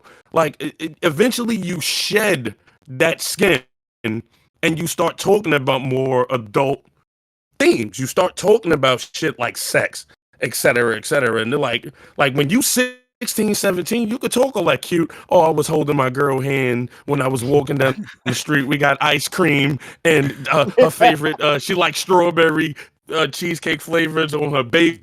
It was like, you could talk all that shit, but It sounds wonderful. It sounds wonderful. But when you 28, making tracks, and your audience is a little bit older, they don't want to hear that. They want to hear, all right, so did you bust her ass at the end of the day? Like, what's going on? It's not a it's a chance to rap. I know we laughing, but I know we laughing, but it's facts. Like, it's 100% it's facts. It's 100% facts. Like, all doomed to be like, fiends. especially if you drop in like a diss track. Like, I don't want to hear Mix diss a motherfucker and it's completely clean. Call him a bitch, bro. Like, at least make me feel like you mad, bro. Like, don't fucking diss and be 100% clean. Like, So I think within the years, the artists here have learned to get out their own way, and that's not just with the cursing and that. It's with the themes too. Like it's with the like I can remember wasn't no gun bars here at one point. Now all you do is hear gun bars. Like so, it's like you have to. It's like Geno, it's like Mix and Grace and said. You have to be willing to open up, and as an artist, you have to do that same thing. If you want the fans to open up, you have to open up. The fans are only going to move how you move. If you move PG, the fans are going to move PG. If you grow with the music, the fans are going to grow with the music. If you grow with the themes, the fans are going to grow with the themes. And you can see it's still somewhat here. Like when you make certain songs, people are like, "Oh my God, why are you guys talking about this, bro? This is not 2018. We here. It's adults here now. We talking about some shit. Like it's not. We not making this PG-13 so you can hug motherfuckers all damn day. Like it's other shit in the world that happens. Yes, people do have suicidal tendencies. People are on drugs. There's not just positive shit in this world. So stop acting like the music always only needs to be positive. Like it's not all rainy days. I mean, it's not all sunny days out here. It does rain sometimes, motherfuckers. So you have to be willing to accept that and put that on wax so people can get comfortable with listening to shit like that. Now, if you talking some crazy shit, like if you talking some racist shit, that's not where I'm getting at. I don't want to hear a whole racist song. We're not doing that. Like, we're not doing that. But Oh, man. I'm When just you talking. said that reminded me of Tayshi's what the fuck, the video for LOJ. That Yeah, but I'm just saying, just like get out your own way. Like understand that you can speak for more than one person here. Like there are different types of people, but when you're only focusing in one area, it's only gonna stay in that one area. You have to be willing to open up the gates. You have to be willing to let the others in. Yeah, there we go, bro. Like, come on, bro. I mean, I've started the wave. Like, Yeah, I mean, look, bro, we all like him. You know what I'm saying? Start like rapping about it him. is like especially like if you want to get like you want to talk about being a grown up, raising the family, and all that other shit. You can do that on tracks. Like you can do a Spy Family. Hey, Lloyd, you're on your track on how it is to be a family from a more adult POV, so people can understand what it's like to be in that parent role if you are a parent yourself. But years ago, they would have never did that because we don't want to put this out to kids so they can't hear this shit. Like it's come on, bro. Like at the end of the day, most of these kids hear way more wild shit than the shit you talk about on songs just by walking in school. So like it's not your fault. Don't feel bad. It's not your fault if they end up doing some. That's their parents' jobs to raise them. I need artists to understand at the end. It is not your job to raise somebody else's kids. It is not your job. So the overall theme I'm getting is like maturity. Yeah, You get that kind of push right past that phase where we're in right now, that kind of chrysalis phase, and we getting there. It's just we got to mature to make the metamorphosis complete. Get there, but we like, will get there. Yeah, like let's get something understood. Since he did bring Dizzy into this, you cannot curse and still be adult as fuck on tracks. It's not. It's definitely Dizzy makes possible. more gun bars. Dizzy makes more gun bars than I do, and I say nigga. I rhyme nigga with nigga all the time. Like that's like. That's kind of my thing. I just wanted to get that out the way because somebody. Yeah, I know what you were saying. Like you could tell when it's disjointed because they made that alteration. Whereas like with Dizzy, it's seamless and it's flawless. Dizzy's a Christian rapper and he doesn't curse. I'm not talking about Dizzy. I'm talking about anybody who, when I first got here, they were acting like they were afraid to curse, and that just wasn't Dizzy. That was Game Boy Jones. I can believe that you're talking about the Christian faith right now, dude. Oh my God. I can't. Hey man, somebody got to do it. On God, somebody on God. Somebody got to do it, bro. I'm the bar god. I got the pass. I got the pass to do this. It's all good. Yeah, I'm not trying to hear nobody say. Oh, what is that? I said, JC already told me, Diggz, go ahead. You got. I'm the prophecy, bro. I am. We do this, bro. Nah, but it's like even though artists are getting a lot better. Yeah, I think the development. That's the one thing I also like about it is the development of the newer artists. Like it's quick as hell. Some of these artists like Yeah. that get really good within like 6 months, and that's like wow. You know what I'm saying? Because there's like a what I mean, because like I said, NerdCore has been around for a long time, so there's a lot of artists that's been around for longer than me. And they see that too in a sense. Some understand it where some don't because style differences. But I think as the maturity and getting out in chrysalis stage is understanding the different styles. Like I Yeah. said before, is all needed. It's all gonna be Yeah. good regardless. And that was my point, because and I just like to reference like certain comments, like especially when you rap about certain characters and people act like that's not them. Like I'm glad Weezy is in the audience. She did a song where it was about She-Hulk, and people was like, why would y'all make a song like She-Hulk? Like She-Hulk ain't a whole thought in the comics. Like, yo, Like, that's the not thing. a That's thought. the one thing on NerdCore. she's a whole city girl. She's a whole city girl in the comics, Yo, but you want them not to put that in the music. Okay, Bro. bro. fucking pegged Iron Man. And Dog. Like, what you like? Come on. Excuse son. me? Yo, in the comics, bro. They She show it. what? I was like, yo, she was out here, bro. she was with the shits She in jumped the the rope. comics, bro. Hercules too, bro. Like, yo, she was not playing. But when people heard the song, oh my god, y'all talking about She-Hulk, like I'm like, I could tell y'all don't read the comics. Even in the show, she was hella, let me use the good word here, promiscuous. She was hella promiscuous in the show. Like, come Like, on, they bro, hella- stop. Or if I made an Watch Iron Man song about, if somebody made an Iron Man song and it's about Iron Man being a drunk, he literally was. Like, Yeah. it's not you trying to put negativity into something that never was there. He literally was a damn drunk. Like, Yeah, it's Incredible. like it'll be With see, that- like that's the other. Oh yeah, go ahead. My bad. No, I'm saying we get into the midnight hour. This convo, I think we probably would go all night, really, if we let it keep going. If y'all cool though, I was gonna kind of put a stopping point on that right there, because I think we kind of, as far as like the question kind of proper and the topic proper, we kind of got through it. And I was wondering if y'all might be willing to, before we give kind of like final thoughts and close it out. I don't know if y'all got anywhere you got to be. I'm gonna see what time it is. Sometimes at the end of this, I open it up for a little Q&A from the audience. Let's do it. Would y'all be down to answer maybe Why like not? a question or two? Hell yeah. no problem. Let's answer 15 All right, and I'm questions. gonna We're bring not up, stopping until there's 15 questions asked. Damn. Make it 20. Give it a I'm nice gonna round. bring All up right, yeah, Oh, no, Mamad Diablo. 24-hour Discord, sir. Yo, I'm gonna let Diablo get a question in, and then she's gonna help us bring people up on the stage to ask a question before we close it out. What up, Oh, Dia? isn't that sweet? So Mix touched on my question a teensy tiny bit, but I was gonna Talking about Mix, you touched on it? That's kind of wild. Oh my I God. am engaged to be married. Relax. Yo. Relax. Come on. What are you doing? He is saying. We'll send right. this recording to Alicia. no. All right, my Go ahead, my question bad. was gonna be, because we talked a little bit about nerdcore fans that became fans of hip hop through nerdcore.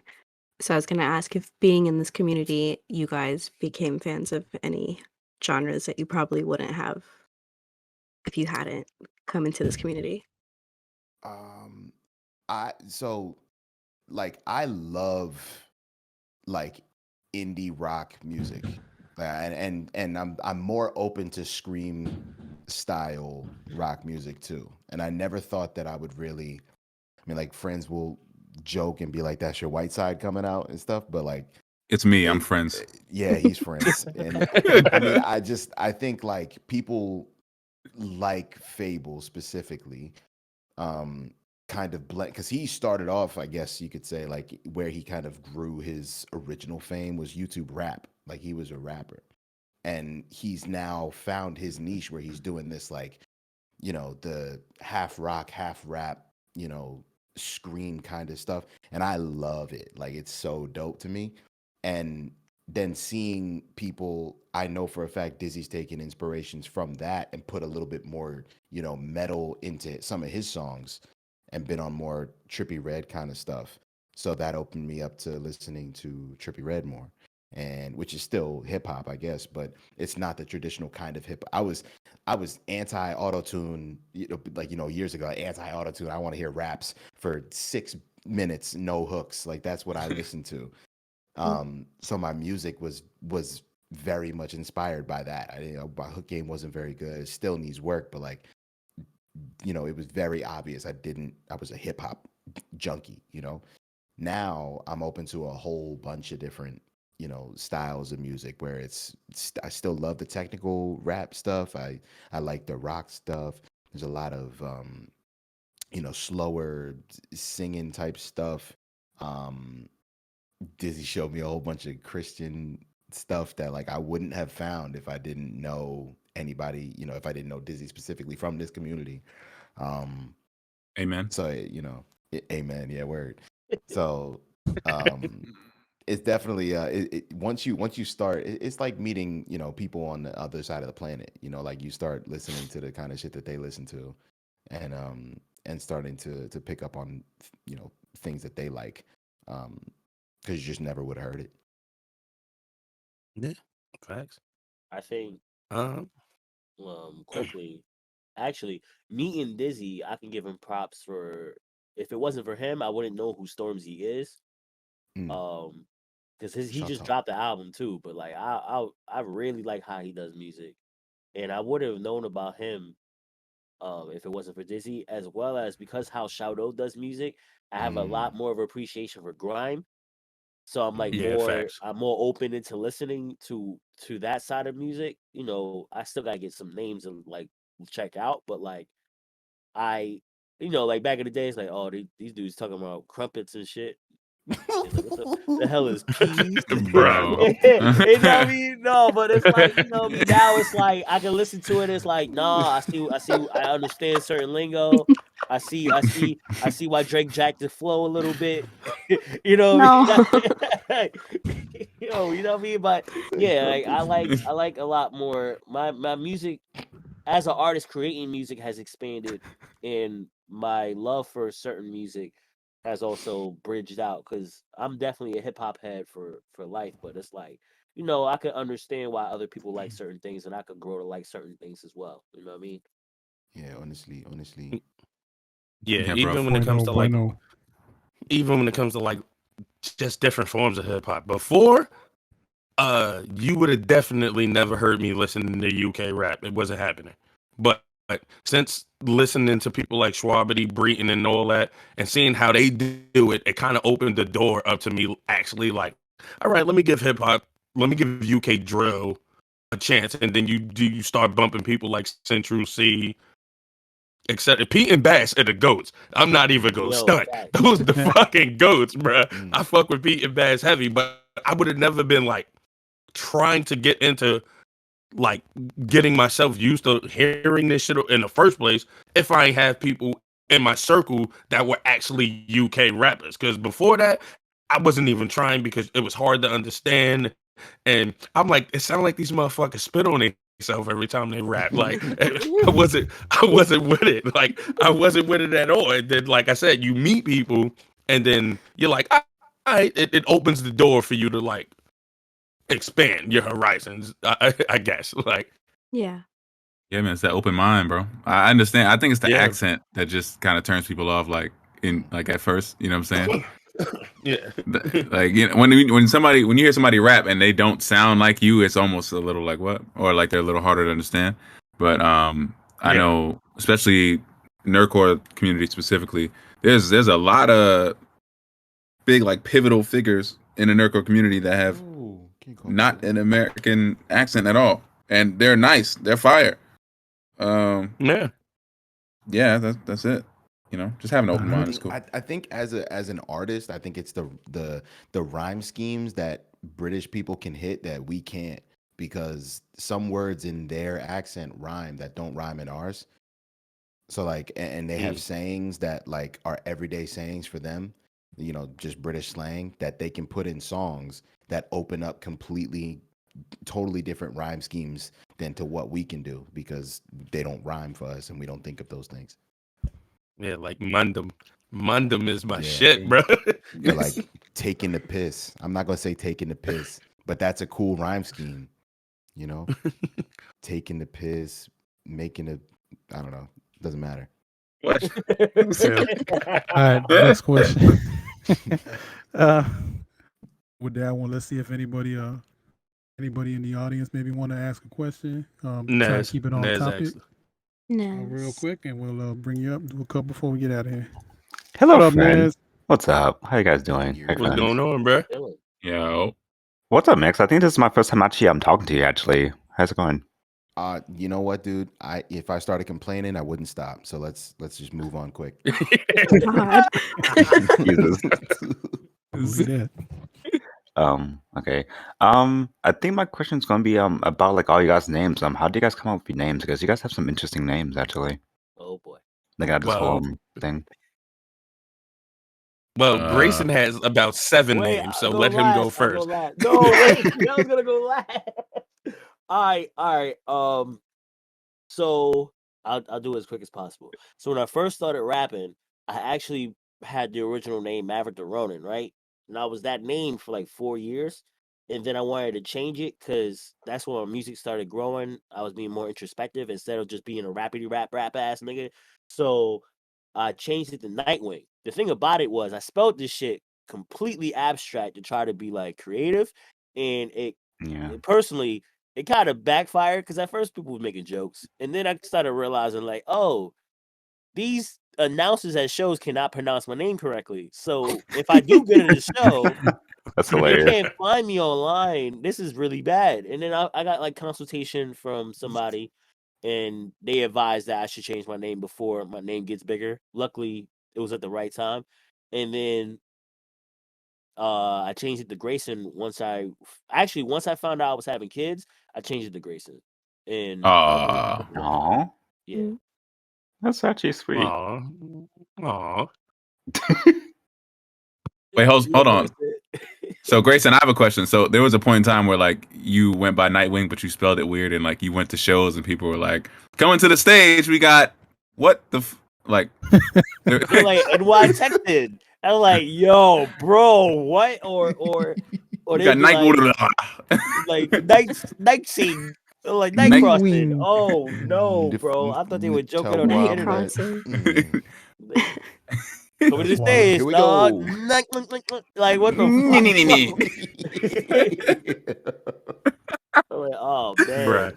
I ain't gonna sell no albums over here. Oh, All right, shit. how about everybody else? You guys go. I've been talking. Yo, I don't know how. I didn't even come with my name. I'm not gonna lie, bro. Liar. I didn't, bro. I didn't. My friend, because I was making songs before, and I was like, what, 15, 16? And I was like, oh, I want a cool rap name. And then me and my friend were just going back and forth. And like one of the names was Geno 5. And I couldn't think of a better one, so I stuck with it. And here I am, like 11 years later. That's that That's childish cool. That's cool. Gambino type shit. Yeah, Put word. his name in the name generator. In my case, it was always like some form of Diggz, whether it was J Diggz, and then the whole prophecy thing came about with when I first started rapping. All my music used to be like very conscious, and Yeah. it had a tendency to, even if it was a small event, my lyrics had a tendency to predict like future events. Like even if I was guessing like somebody's child name by saying it in the song, it was like, yo, my son was actually named that when you said that a child should be born such and such. And so a family member of mine gave me the alias, the prophecy, since I had a tendency to just predict shit. And I was a preachy type of person when I first started rapping. And then I just put the two together. I just put Diggz the prophecy together, and then boom! It seems the word, especially with the whole Sensei Roll shit now. So it just clicked. I like that. I like that a lot too. That's a really Mhm. cool story, actually. That's actually really sweet, also. Yo, Mine's not. Mine's NerdCore not. names, Secret Files, and Origins. I'm telling you, bro. Go ahead, Mix. Tell them I- how it's because you're mixed. Go ahead.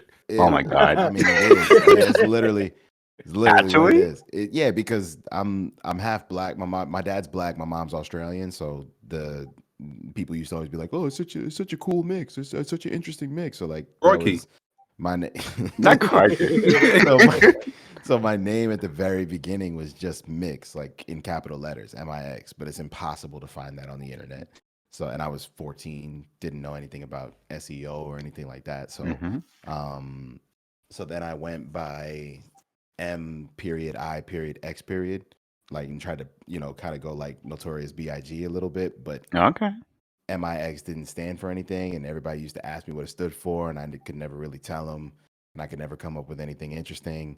So eventually, I went back to just Mix, but my handle on all my socials was that rapper Mix, and that's how a lot of people found me in this community, because I started off with my name is that rapper Mix, but the problem is that people started looking at it as like they started getting the inflection wrong, and they were like, "Oh, the trapper Mix," or that rapper Mix, like as in I was like a mix of rappers, and instead of like a rapper named Mix.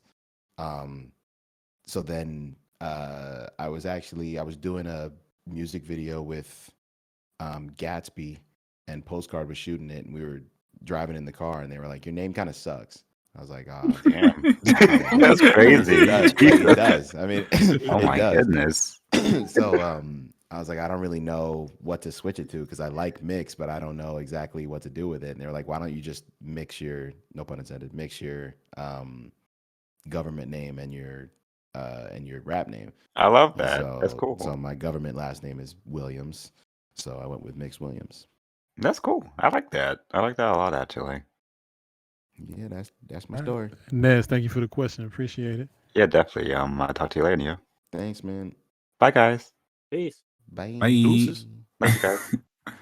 Yeah, me and Love you. you. Guy, for real. That's crazy. All right, and maybe we'll take one more quick one if anybody got a quick one. Yeah, don't be shy.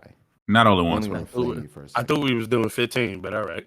That's what I'm saying. Like, Yeah, I Aqua. got time for 15. I have time. We got time. I So if you- requested the early shift specifically for this. Hey. What's up, Aqua? Hey, what's going on? Artiste. Wagwan in. So I was wondering, do you guys know how gifted you are? Because okay, I should actually explain. I'm an artist, and like drawing is fucking hard, but like actually rapping, producing, mixing, mastering, all of that together in such a short period of time to produce like such quality music, like how fucking hard is that?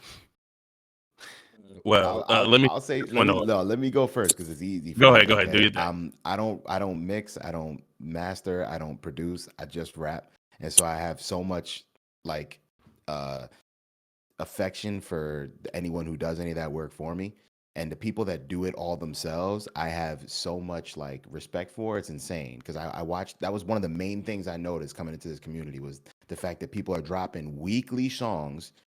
And the joke was made, I drop once a year. Like it's more than that, but it feels like once a year compared to like 52 Twice. songs a year. Like it's banana. Like that shit is bananas to me. Like being able to drop weekly, even if the song isn't your best song, dropping a song weekly to me is nuts. I can't even imagine, because that's more talent than I have. Like in my bones, I don't have the talent to be able to drop a song after song after song after song. I know I don't. I'm still working on that.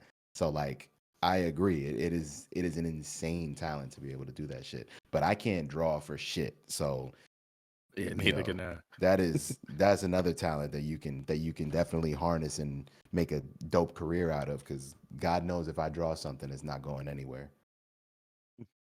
And Aqua's made some fucking dope lyric picks.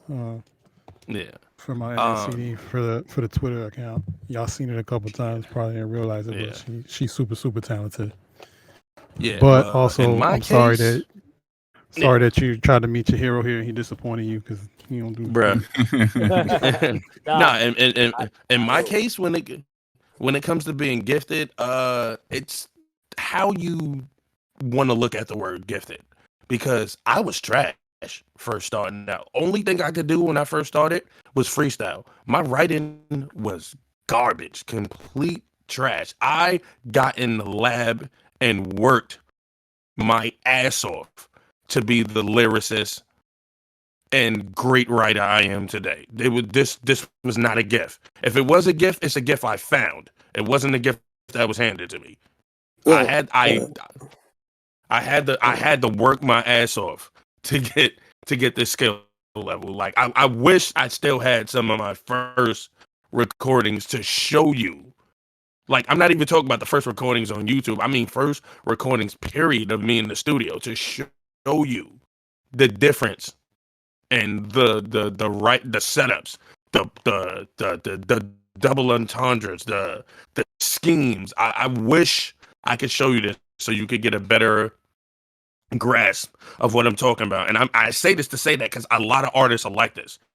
Do you have prodigies of rap? Yes. You have people who are just wake up and for some reason they just nice at this shit. But for majority of rappers, it was a process.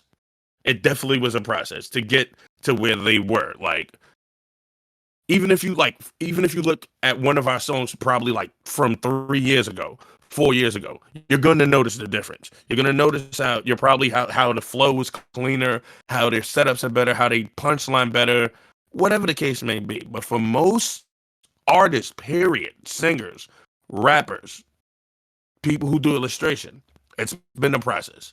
There are very few prodigies at this. It's like that's why when I work with people, like when people come to me trying to learn how to rap and I have no talent, I'm like, bro, I was just like this. So if you think I'm nice, then why can't you get here? If I was just like you, where you're at complaining right now, then why can't you get where I'm at right now if I was just like you? That's how I approach my teaching to anybody who wants to learn how to write or rap or whatever the case may be, because I know from firsthand experience that you can start out trash as fuck and ascend to a level where people actually believe you're good at. Talk that sensei talk, Diggz. Appreciate it. Mm. Well- Aqua, thank you for your question. Okay. Appreciate you. Aqua always doing some great Yeah. art. If anybody ever want to check out, she put some art in the draft room here that we got for like our NerdCore adjacent like creatives and artists and things like that. She posted some stuff Yeah. up in there, so you can check it out. Amazing art. Okay. Love you all. Bye. Thank you, Aqua. Deuces. Peace.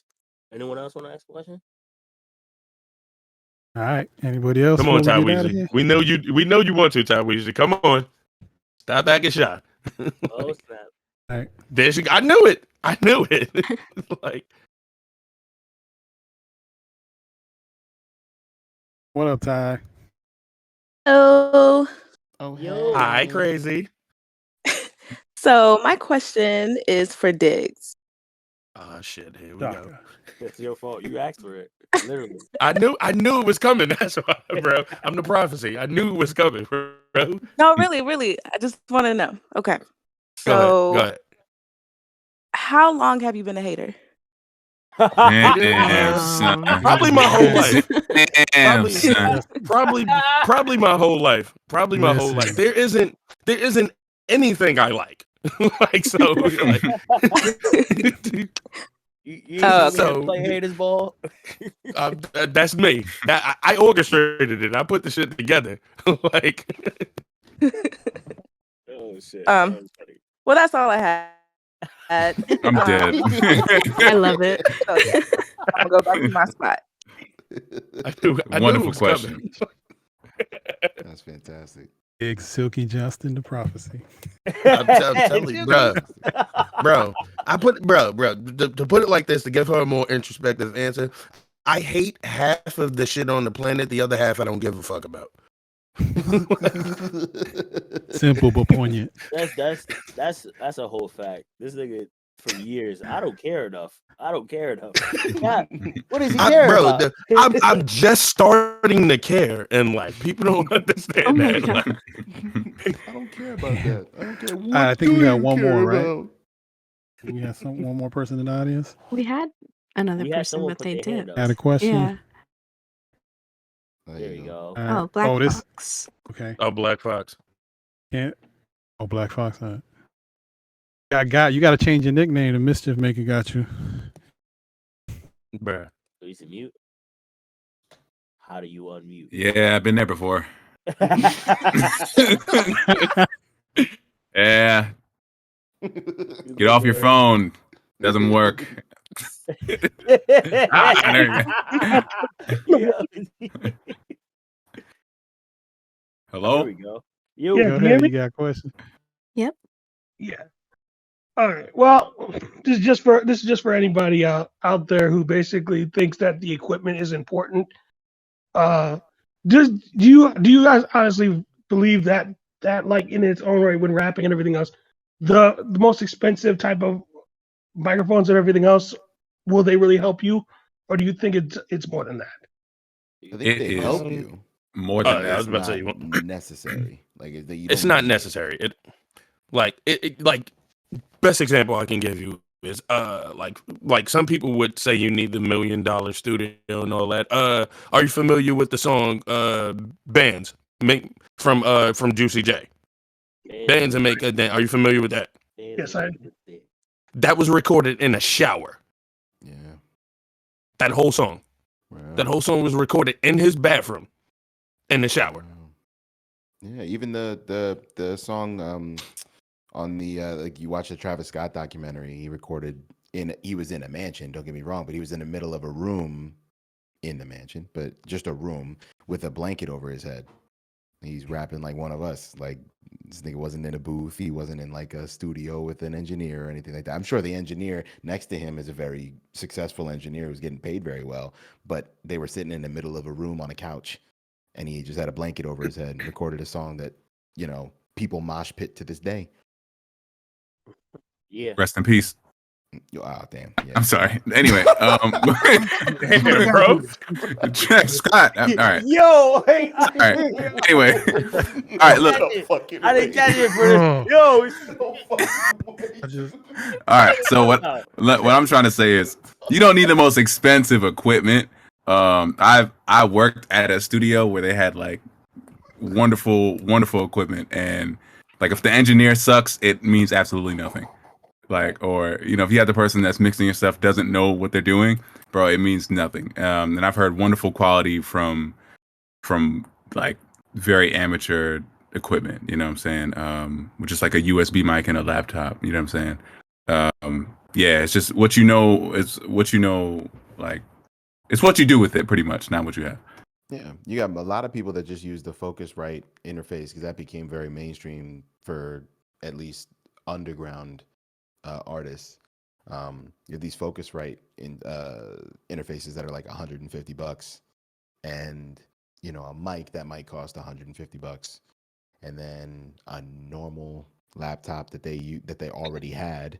All they did was download, a cracked version of some saw.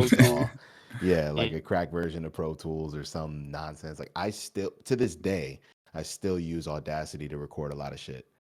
It's just because it's what I know. Like when I was a kid, that's what I used. I still use it now. I have Pro Tools on my computer, but sometimes I just feel like using Audacity. Like it's not, you don't need the sound treated room and all this nonsense. You could put a moving blanket over your head and still sound pretty good. Or you can get a Like, chaotic even- eyeball and put it over the mic. Facts. That helps. Yes, Or sir. get the foam Yeah. and fix it up to be that way. Because you can look up on YouTube just like everything else True. and make it yourself. And you could find the cheat codes and make your shit sound great. Mm-hmm. Bro, even for shit like production, like you have like with everybody using like all these different DAWs and stuff, like maybe Fruity Loops, or somebody's using Reason Logic and all that. You have some even pro producers like in the industry, like Apollo Brown still uses Cool Edits to make beats, which is crazy. Like, So it's Yeah, like no. it's the genius. The genius is not in the equipment; it's in the person. Mhm. Like Geno alluded to. Yeah, you got to be able That's to a good, use what you got to be able to use exclamation your point. tools. Answers on that question. Black Fox, thank you. Appreciate the question.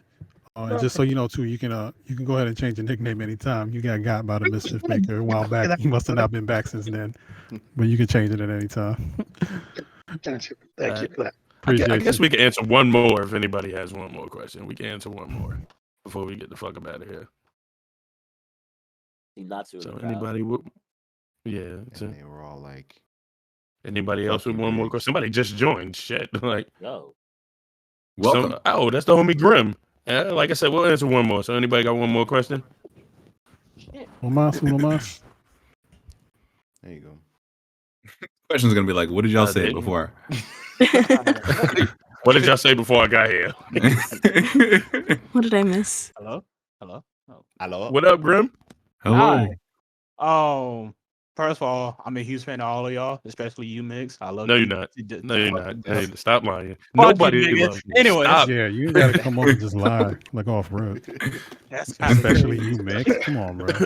Thanks. Man. I mean, go ahead. Ask your question. I mean, my that's what I meant. question is, if you can make like a quote unquote non-NerdCore song with somebody outside of NerdCore scene, who would it be? And Nas and Lupe Fiasco. I'm answering that ASAP. and if you can make a NerdCore song with somebody outside of NerdCore, who would that be? Nas and Lupe Fiasco. That's a change. Off top, you know, Lupe, Royce, Jay, Kendrick, or both answered both questions. Those two. For me, Loaded Lux. That's a lot of people. It's a lot of people. Geno, you can go, Geno.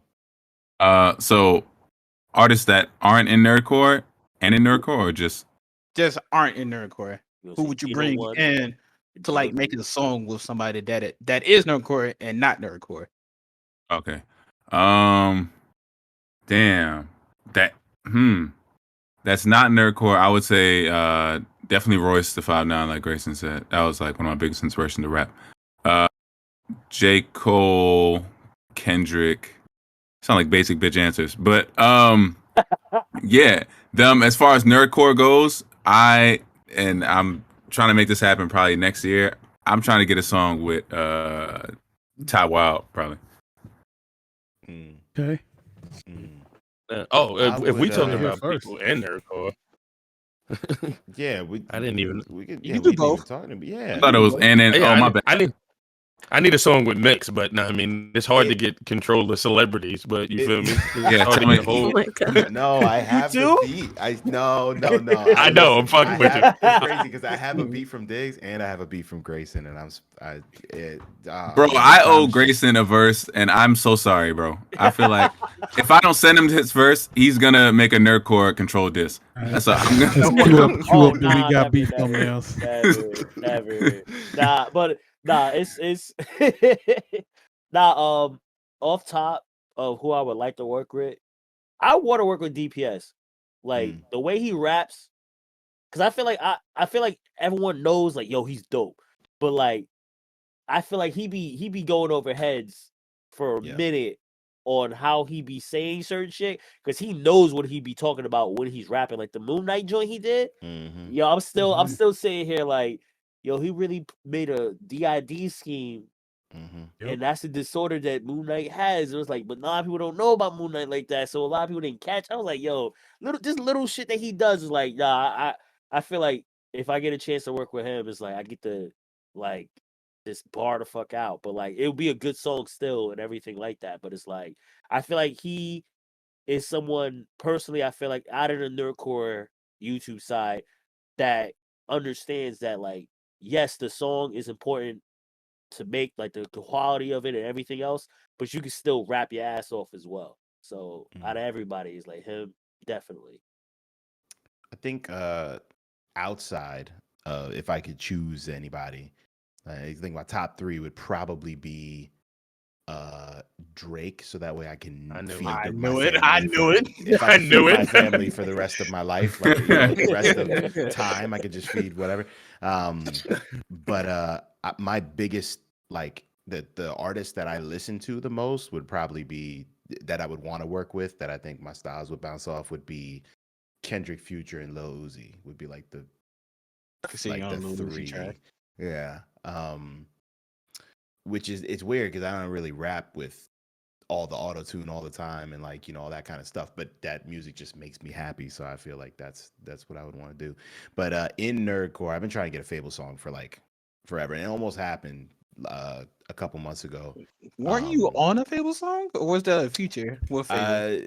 Dizzy, it was Dizzy's Lost Control song, so Fable was the hook on that song, which it counts. Like, obviously we have now worked together, but I'd like to do a song with, I want to do something, I've said it 1,000 times, but I want to do something similar, like what Kendrick did with Imagine Dragons and Radioactive. Yeah. Where, because I feel like I can get, I mean, I make my voice crack in songs on purpose all the time, so I feel like I can get the energy that he elicits with his singing and his rock style. I can hit the same kind of energy with just, voice inflection. And if me and Ty Wild ever do a song together, it's just going to be one large voice crack the entire time. It's not even going to be any bars. Sound like all y'all on the verge of tears. Yeah, the entire time. I rap better than you. You didn't talk to me. Oh shit.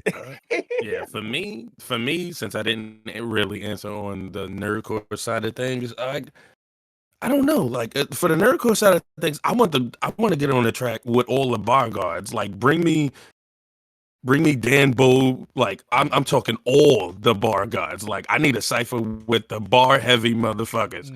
All of us on one track, bro. You got a song with I Jay? need You it, got bro. a song with what's his face? His brother. I'm telling you. Jordan And probably Shao. Yeah. I definitely want to do a song with Shao. I Yeah. definitely got to hit up Shao. Me and Shao was supposed to work on some shit. We just never got to it. But yeah, like, I need the homie Shao on the track, bro. You was supposed to work on a song with DPS, but we don't know what happened to that. You got to ask DPS, don't it? I told you it's hard. It's hard to get control of the celebrities, bro. Like, I've been trying to get God, Mix he on the said track. control. He said control. Oh my god. All right. Nah, but yeah, me and DPX just never got around to it. It was talks about it. It just never really just like happened. We don't know what the fuck happened. It just was like, all right, bro, we'll do it eventually type shit. Like, what happened? Down the road. All right, thank you, Graham. Appreciate the question. but yeah, definitely Mix when he dropped his celebrity status. Definitely Mix. Yeah, it's gonna happen for sure. All right. With that, we're gonna go ahead and close out the symposium proper. Damn, this shit went for a minute, but it was a good ass combo. I like this shit. If y'all like the combo, if y'all want to keep the combo going, I got kind of the ancillary channel to this, the Symposium After Dots. I'll open that up. It'll be up for like a day or two if y'all want to talk about it amongst yourselves over there. And as for us here, artists, if you want, you got to be out, you can be out. If not, I'm gonna be in the VIP lounge too after this. Y'all can join me there if you want. I'll probably meet up with Diallo real quick, and that'll be it. Appreciate y'all coming through, audience, and especially y'all up here on the stage, artists. Appreciate your efforts, appreciate your thoughts and your insights on it. Thanks for having me. Thanks, y'all.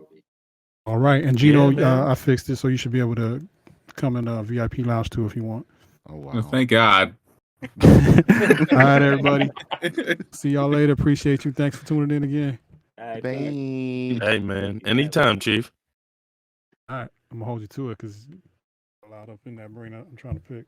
Hey man, just holler at me, bro. You know what I mean? Same. We'll talk. All right, y'all. All right. Good night. Good night.